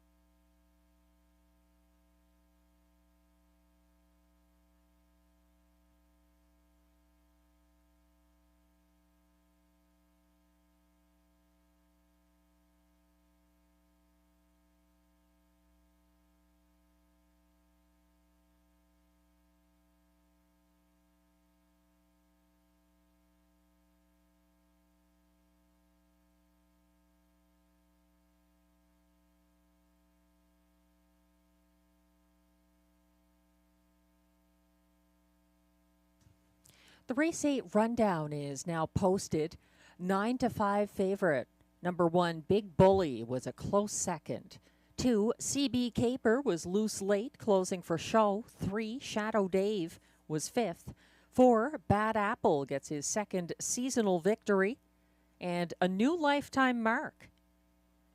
5, La Barbe was 4th. 6, Blue Elvis, 7th after the miscue. And 7, DA Player's Delight was 6th. From the top down, your program should read 235 147 6. The fractions 27 and 3, 58 and 1, 127 flat, 156 and 1. The new mark for Bad Apple in line 2, Pascal Berube.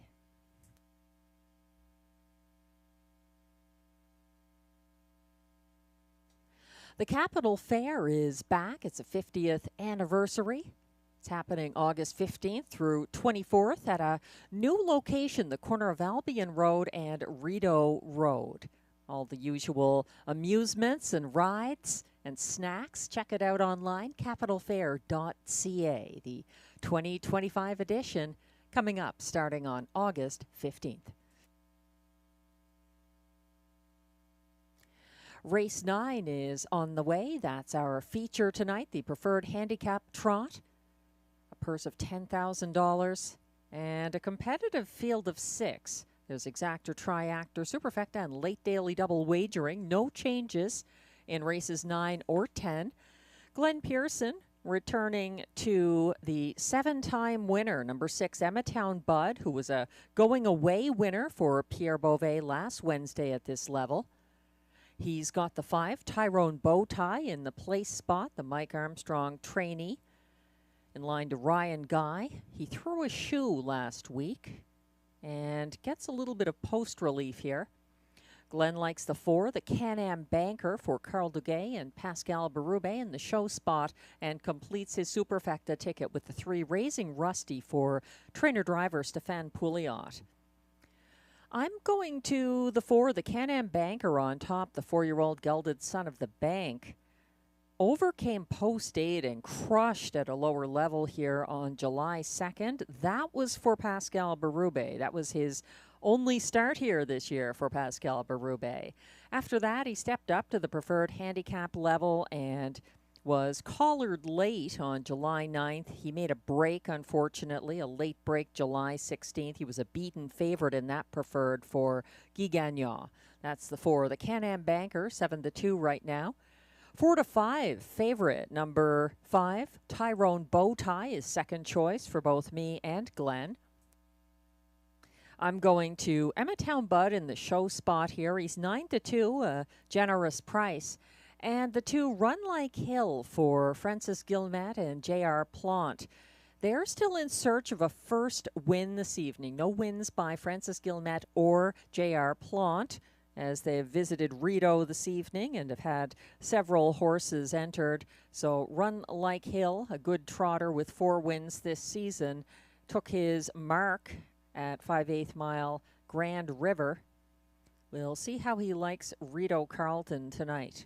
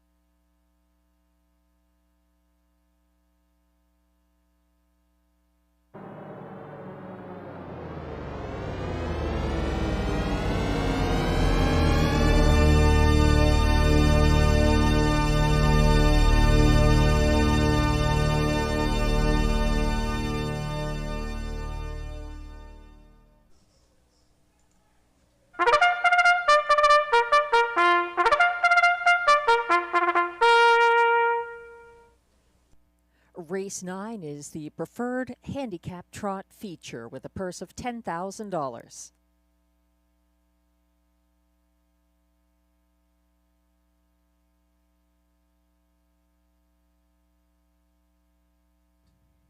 Leading the post parade, number 1, Wasting No Time for owner-trainer Yannick Martel of L'Assomption, Quebec. Guy Gagnon drives.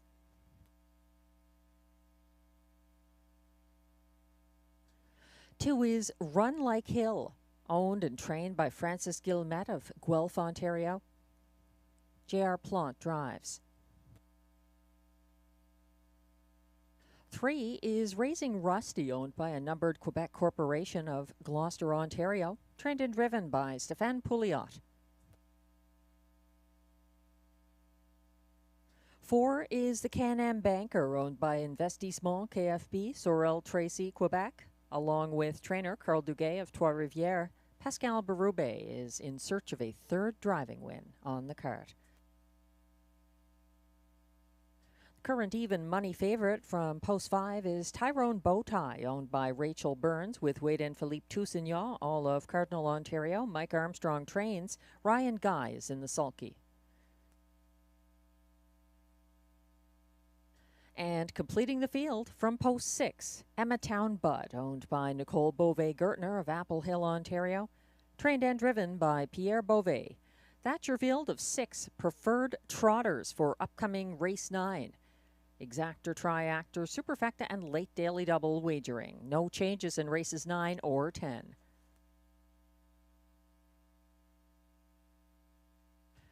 We're getting a head-on look at the current even money favorite, number 5, Tyrone Bowtie, getting some post relief after Wednesday's place finish behind Emmatown Bud.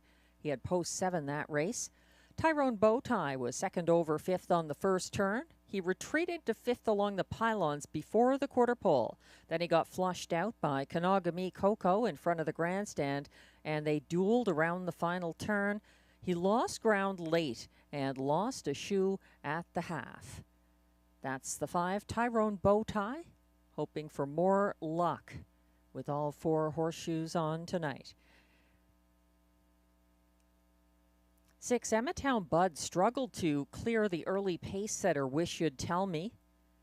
Last Wednesday, he did clear past the opening quarter and then parked Tyrone Bowtie along the backstretch and final turn in a going-away win. 3-1 right now on number 6, Emmatown Bud.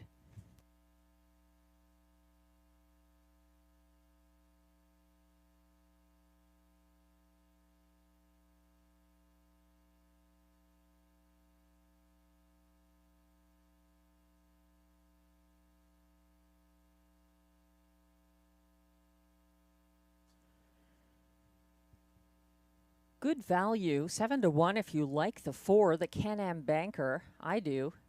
As mentioned, he crushed at a lower classification here in his latest start for Pascal Berube. That was July 2nd. The Can-Am Banker now drops in from Mohawk, where he trailed to 3/4 on July 28th. He closed widest and 2nd fastest of all for show, coming home in 27-4.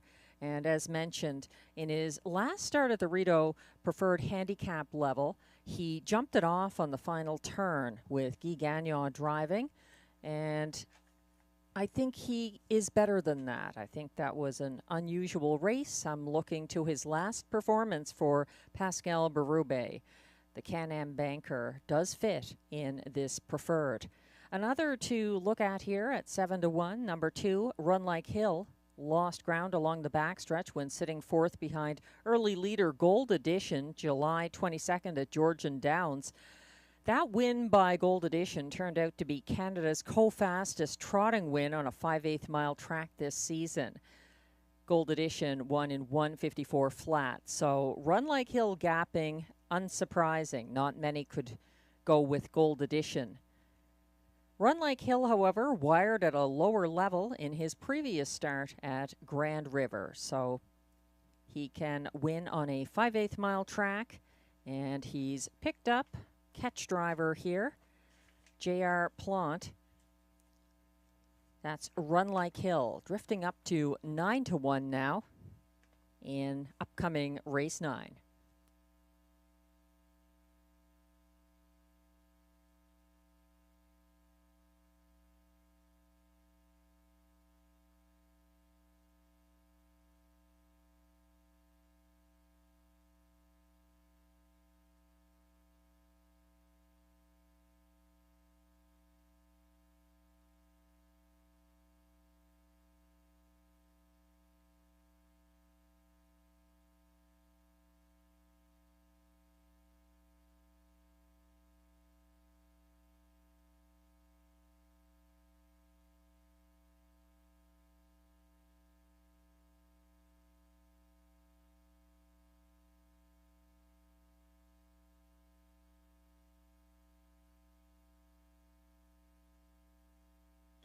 Starter has called the field for race 9, the preferred handicap trot, our Wednesday night feature.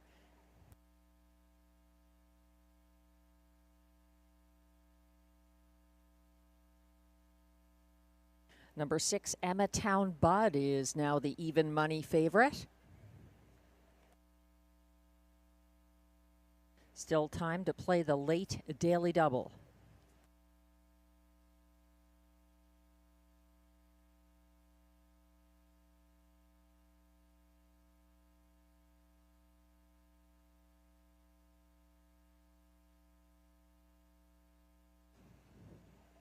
The top class trotters are lining up now. 1 is Wasting No Time.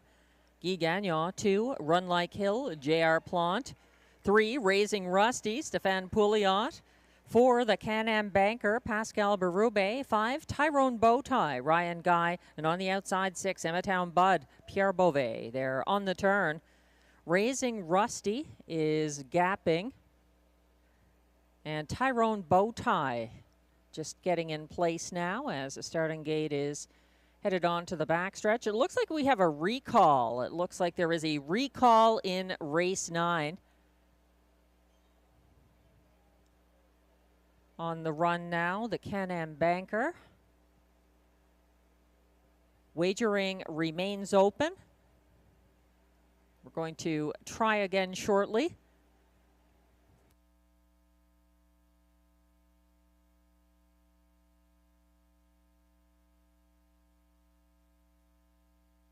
The AGCO judges have just informed me that the recall was caused by broken equipment on 5, Tyrone Bowtie, who suffered a broken head pole behind the gate. Wagering remains open for race 9.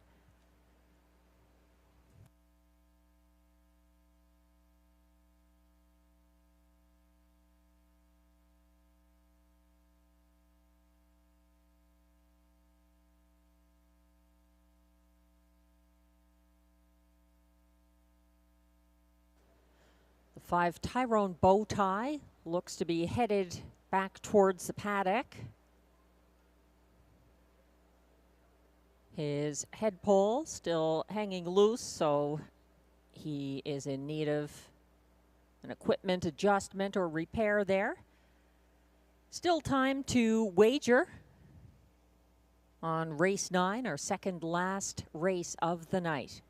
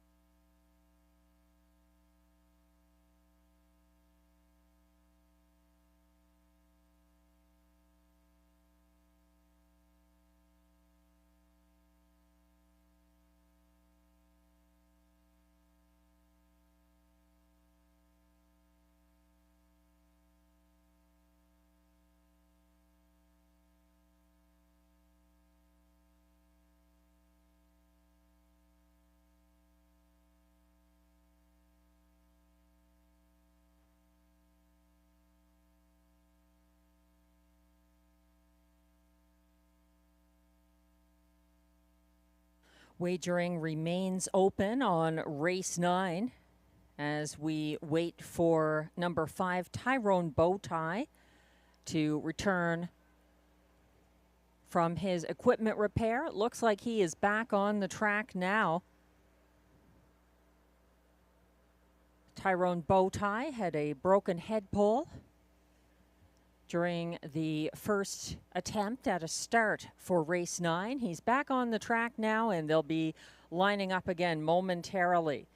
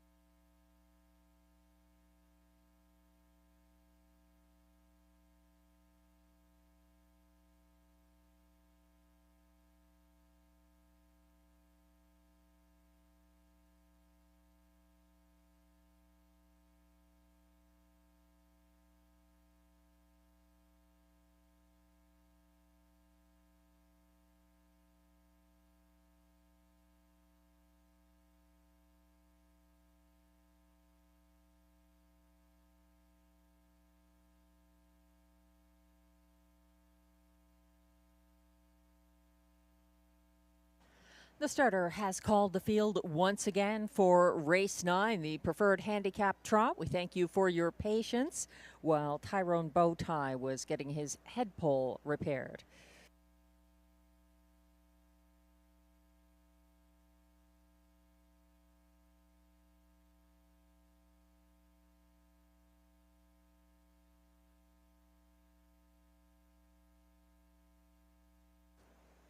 A strong field of 6 lining up now. 1 is Wasting No Time, Guy Gagnon. 2, Run Like Hill, J.R. Plante. 3, Raising Rusty, Stéphane Pouliot. 4, the Can-Am Banker, Pascal Berube. 5, Tyrone Bowtie and Ryan Guy. And 6, Emmetown Bud, Pierre Beauvais. Starting gate is on the turn, still trying to catch up, Wasting No Time, Raising Rusty, and a Tyrone Bowtie.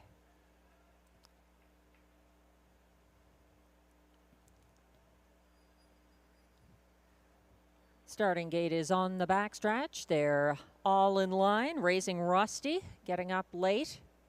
They're off and trotting. A good start for everyone. Emmetown Bud is moving early from the outside, but Tyrone Bowtie is also out there between horses and moving up into second behind Emmetown Bud and Pierre Beauvais on the front end tonight, leading by a length and a half over Tyrone Bowtie, sitting the pocket. In third early, that's Raising Rusty. From fourth, Run Like Hell, and fifth, Wasting No Time, trailing the field, the Can-Am Banker. 27-3, I believe that's the fastest opening quarter of the night, and leading down the stretch the first time, Emmetown Bud keeping ahead of pocket sitting Tyrone Bowtie, caught up in third, now shuffled to fourth. That's Raising Rusty as Run Like Hill gains ground. He's first over into third now, and following that cover, it's Guy Gagnon with Wasting No Time. Second over into fifth. Caught in last, the Can-Am Banker at the half. Reached in 56-4. Setting the pace on the trot, it's Emmetown Bud still leading by about a length and a quarter over Tyrone Bowtie. Caught inside of the first over, Run Like Hill, who's retreating. His first over bid seems to be stalling. He's backing through the field now, moving up into third along the inside, Raising Rusty, and trying to circle the retreating cover of Run Like Hill. That's Wasting No Time, trying to get something going from the back of the field. So is the Can-Am Banker, who has slipped out, and he's now fourth. They went by 3/4 in 1:25-1. Coming down the stretch, Emmetown Bud looking to add to his preferred wins, but Tyrone Bowtie has something to say about that, and the Can-Am Banker is charging late. It's going to be Tyrone Bowtie over Emmetown Bud and the Can-Am Banker, 154-2.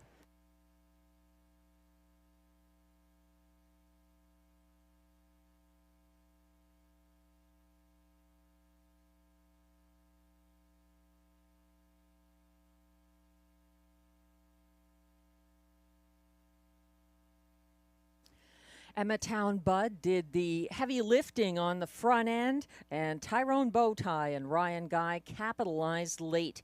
Speaking of late, the Can-Am Banker was loaded with late trot for Pascal Berube, running out of racetrack in his best showing this season in the Rideau Preferred Handicap. Very close for place there between Emmetown Bud and the Can-Am Banker. And that's a heck of a mile, 1:54 and 2, equaling the lifetime mark of Tyrone Bowtie. The unofficial top 4 order of finish is now displayed. Sent off at final odds of 6-5. Number 5, Tyrone Bowtie, gets his 7th win of the season for regular driver Ryan Guy. Second, as beaten even money favorite, number 6, Emmetown Bud, holding off the late charging number 4, the Can-Am Banker, third. And fourth at 18-1, that was 3, Raising Rusty. 5, 6, 4, 3 in race 9. Results remain unofficial.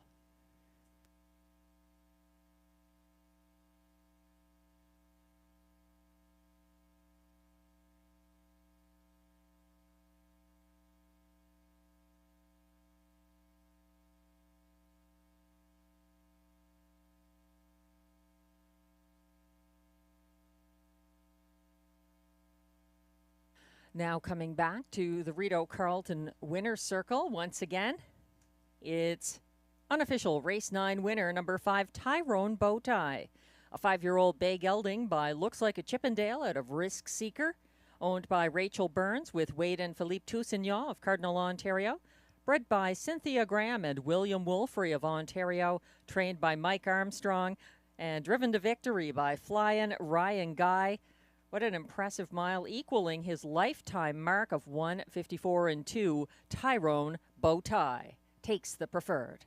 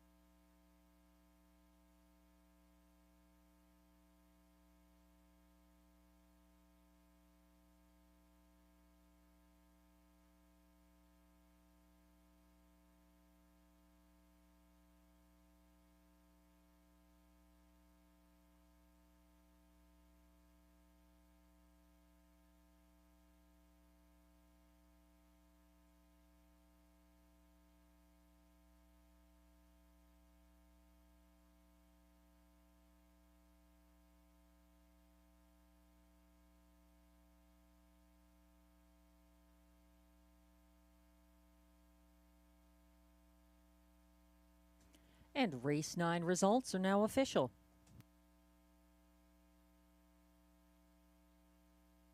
Prices are posted for race 9. Number 5, Tyrone Bowtie, returns $4.50 to win. The $2.56 exactor pays $7.30. It's $7.75 for the $1 triactor, 5-6-4 combination, and $17.40 for the $1 superfecta ticket, 5-6-4-3.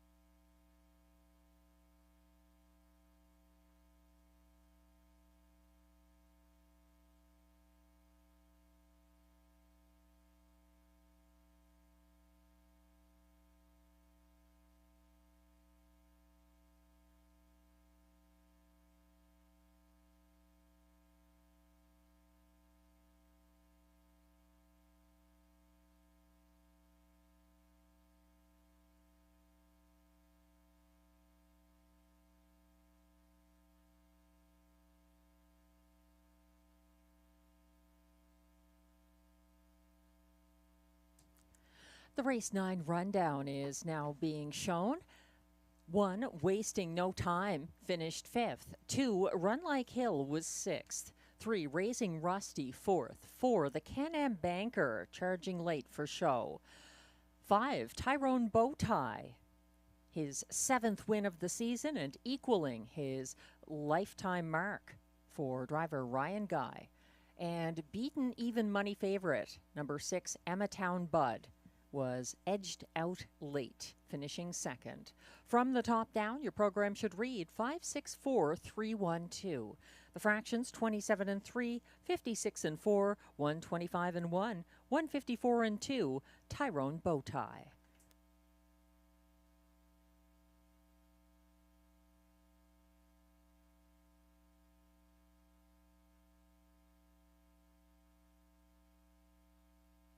Race 10 is coming up next. No changes. Exactor, Triactor, and Super High Five wagering offered in our last of the night. Robbie D'Alessandro pace. Glenn Pearson and I have differing opinions here. The betting public siding heavily with Glenn, 1-9.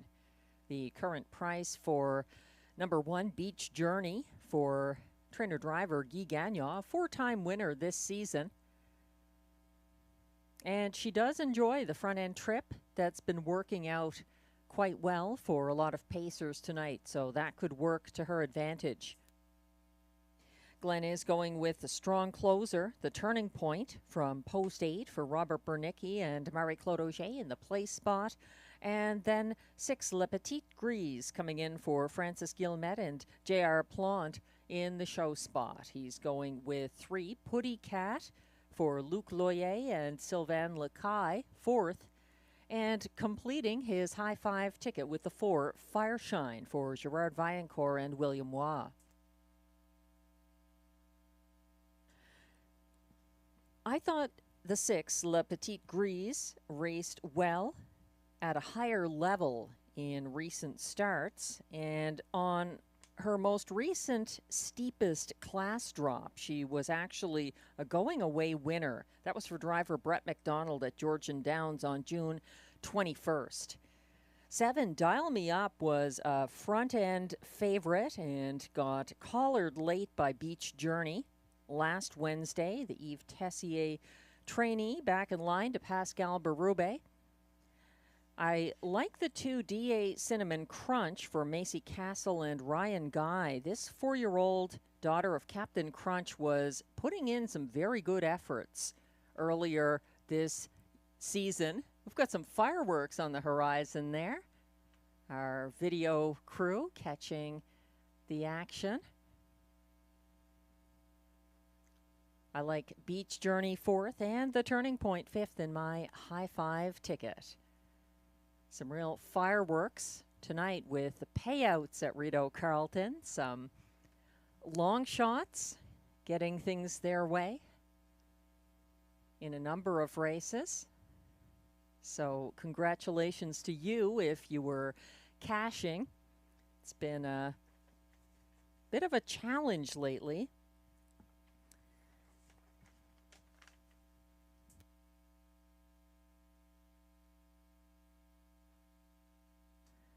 Pacing mares are coming on track now for the race 10 post parade.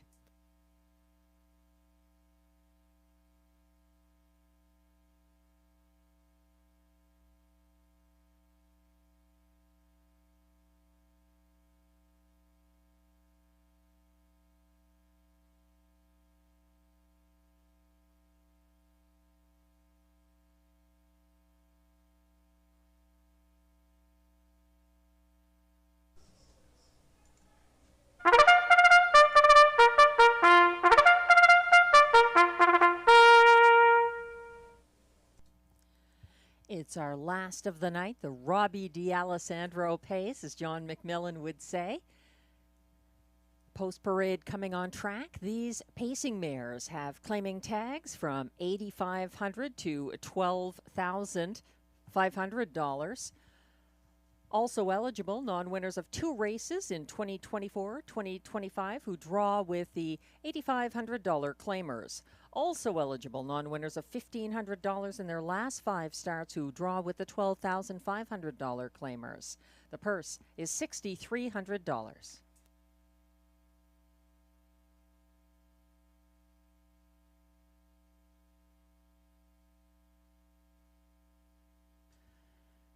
Leading the post parade, the current 4-5 favorite, number 1 Beach Journey, owned by Écurie Guy Gagnon, incorporated with Frédéric Gagnon of Gatineau, Quebec, trained and driven by Guy Gagnon. 2 is DA Cinnamon Crunch, owned by Keith Castle of Smiths Falls, Ontario, trained by Macy Castle. Ryan Guy drives.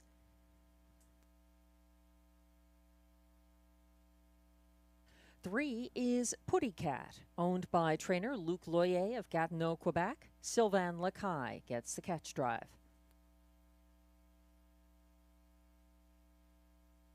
4 is Fireshine, owned and trained by Gerard Vaillancourt of Kemptville, Ontario. William Waugh drives. 5 is Perfect Dalliance, owned and trained by Jennifer McBride of Almont, Ontario. Mike Healy is in the bike.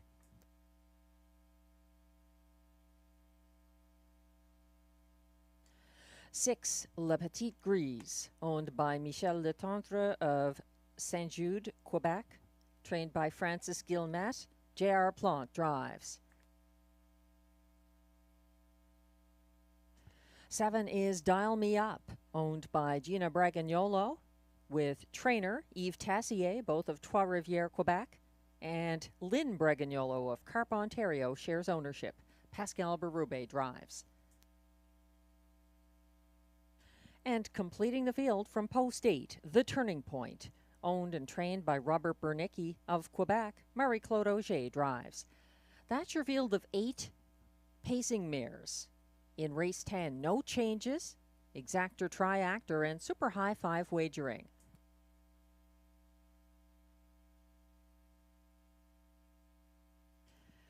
Getting plenty of support since the windows opened. Number 1, Beach Journey, and Guy Gagnon, 3-5 favorite right now. This mare stung the pace setter Dial Me Up last Wednesday after a perfect pocket ride. Beach Journey tipped at the top of the stretch and closed in the field's second fastest last quarter of 28-4 for her 4th win of the year. Rail advantage here for Beach Journey. Last Wednesday, number 7, Dial Me Up, was a beaten 6-5 favorite who cut the fractions from an inside post. She was overtaken in the stretch by Beach Journey and held off the fastest closer that race, The Turning Point, for place. Dial Me Up was an off-the-pace winner from an outside post for Pascal Berube on August 8th of last year over Beach Journey. Can she turn the tables from post 7? Dial Me Up will be interesting to see. 6-1 right now if you like her chances. 6-1 on number 2, DA Cinnamon Crunch, who was hitting the board at this level and higher early in the Rideau meet for Ryan Guy and Macy Castle. DA Cinnamon Crunch has not missed the Rideau Superfecta for Ryan Guy and Macy Castle this year. And I think she raced better here than she has done recently at Kawartha Downs for Drew Smythe. That's the 2, DA Cinnamon Crunch. 6, La Petite Grise is getting class and post relief. Her latest off-the-pace win was from Georgian Downs Rail on her previous class drop, June 21st.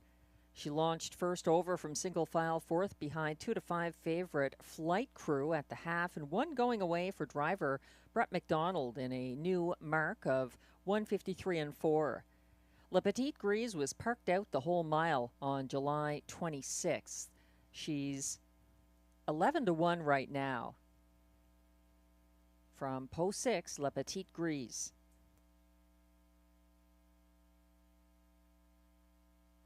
Don't forget the strong closer from post 8, The Turning Point, who came home in the Cards co-second fastest last quarter of 28-2 for show last Wednesday. She's got an even tougher post now, landing the 8-hole in a field of 8.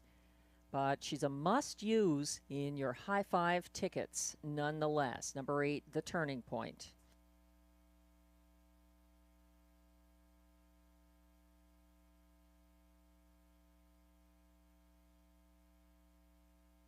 Speaking of turning, the starting gate is doing just that. They'll be lining up momentarily for our last of the night.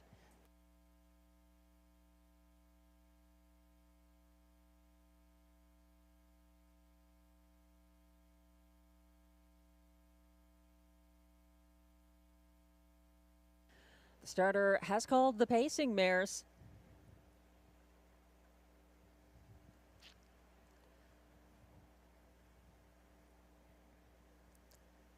Here they come one more time. Let's make it count. 1 is Beach Journey, Guy Gagnon. 2, D.A. Cinnamon Crunch, Ryan Guy. 3, Putty Cat, Sylvain Lacaille. 4, Fireshine, William Waugh. 5, Perfect Dalliance, Mike Healy. 6, La Petite Grise, J.R. Plante. 7, Dial Me Up, Pascal Berube. And on the outside, 8, the Turning Point, Marie-Claude Auger.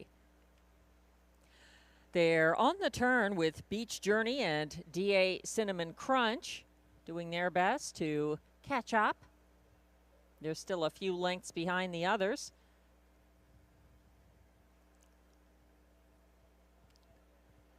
The field is on the backstretch with the inside 2 having joined the others. They're off and pacing, flooring it early. Putty Cat and Sylvain Lacaille are out of there, but so is D.A. Cinnamon Crunch and Beach Journey on the inside, joining them and taking early command for Guy Gagnon.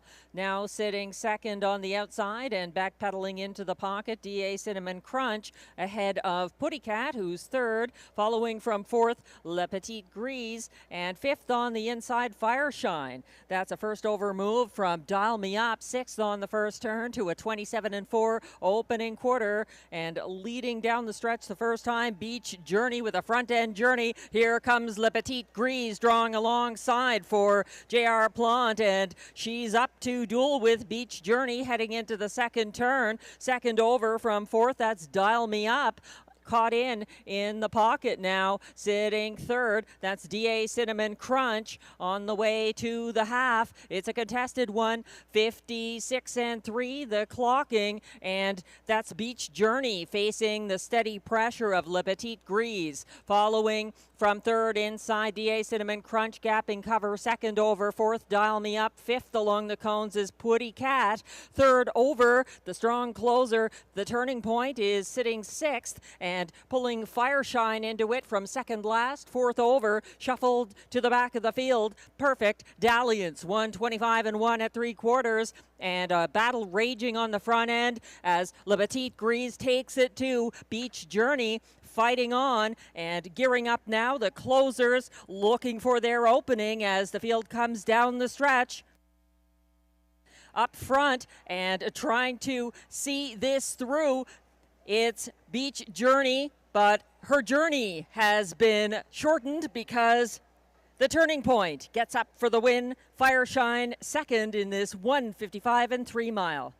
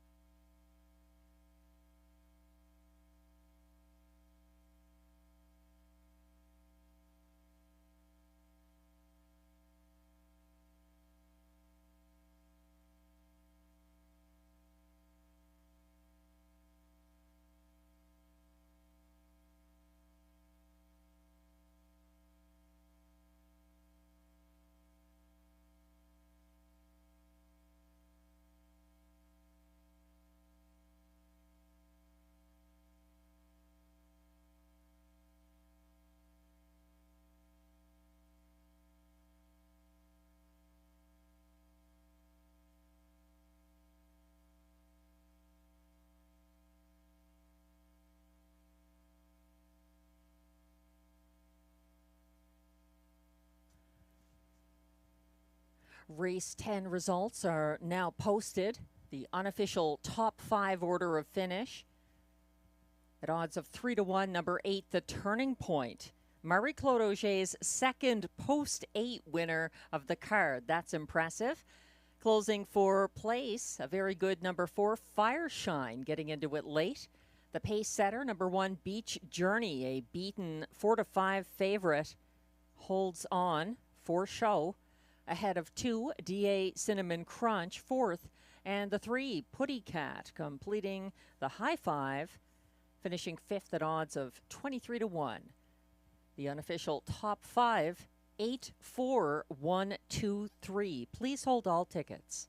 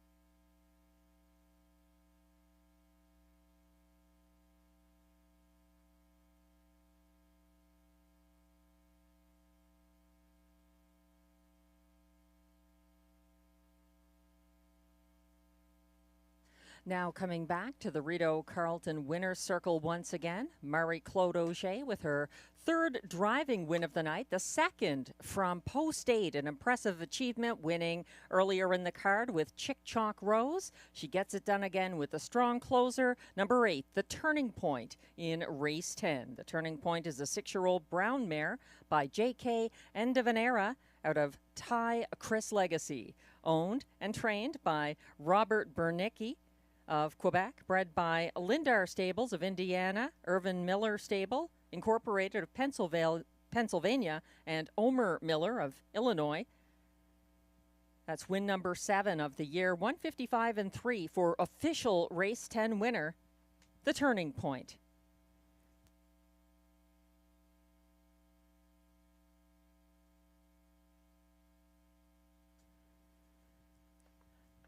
Prices are posted now for race 10. Number 8, The Turning Point, pays $8.80 to win. The $1 pick 3, 4 with 5 with 8, 3 of 3, $56.70. 4 of 4 in the late pick 4, $467.15 for the $1 pick 4. 4 with 5 with 8. $1,430.45 if you had the $1 pick 5. 2 with 4 with 5 with 8. $286 for the 20-cent pick 5. The 20-cent super high 5 here pays a nice $480.65 for the 8-4-1-2-3 combination. The exactor here, 8-4, $2, returns $57.10, $62.70 for the $1 triactor, and $34.30 if you had the $2 late double 5-8 combination.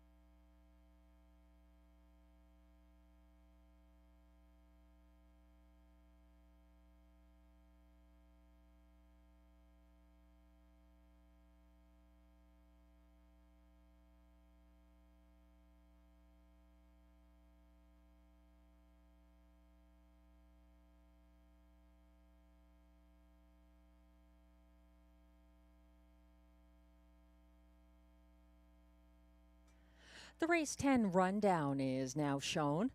4 to 5 beaten favorite number 1 Beach Journey held on for show. 2 DA Cinnamon Crunch was 4th. 3 Putty Cat 5th. 4 Fireshine closed for place. 5 Perfect Dalliance was 8th. 6 Le Petit Grise was 7th after the first over extended effort. 7 Dial Me Up ended up 6th. And 8 The Turning Point was charging late for her 7th win of the season for Marie-Claude Auger. From the top down, your program should read 345-287-61. The fractions 27 and 4, 56 and 3, 125 and 1, 155 and 3 for the mile, the turning point.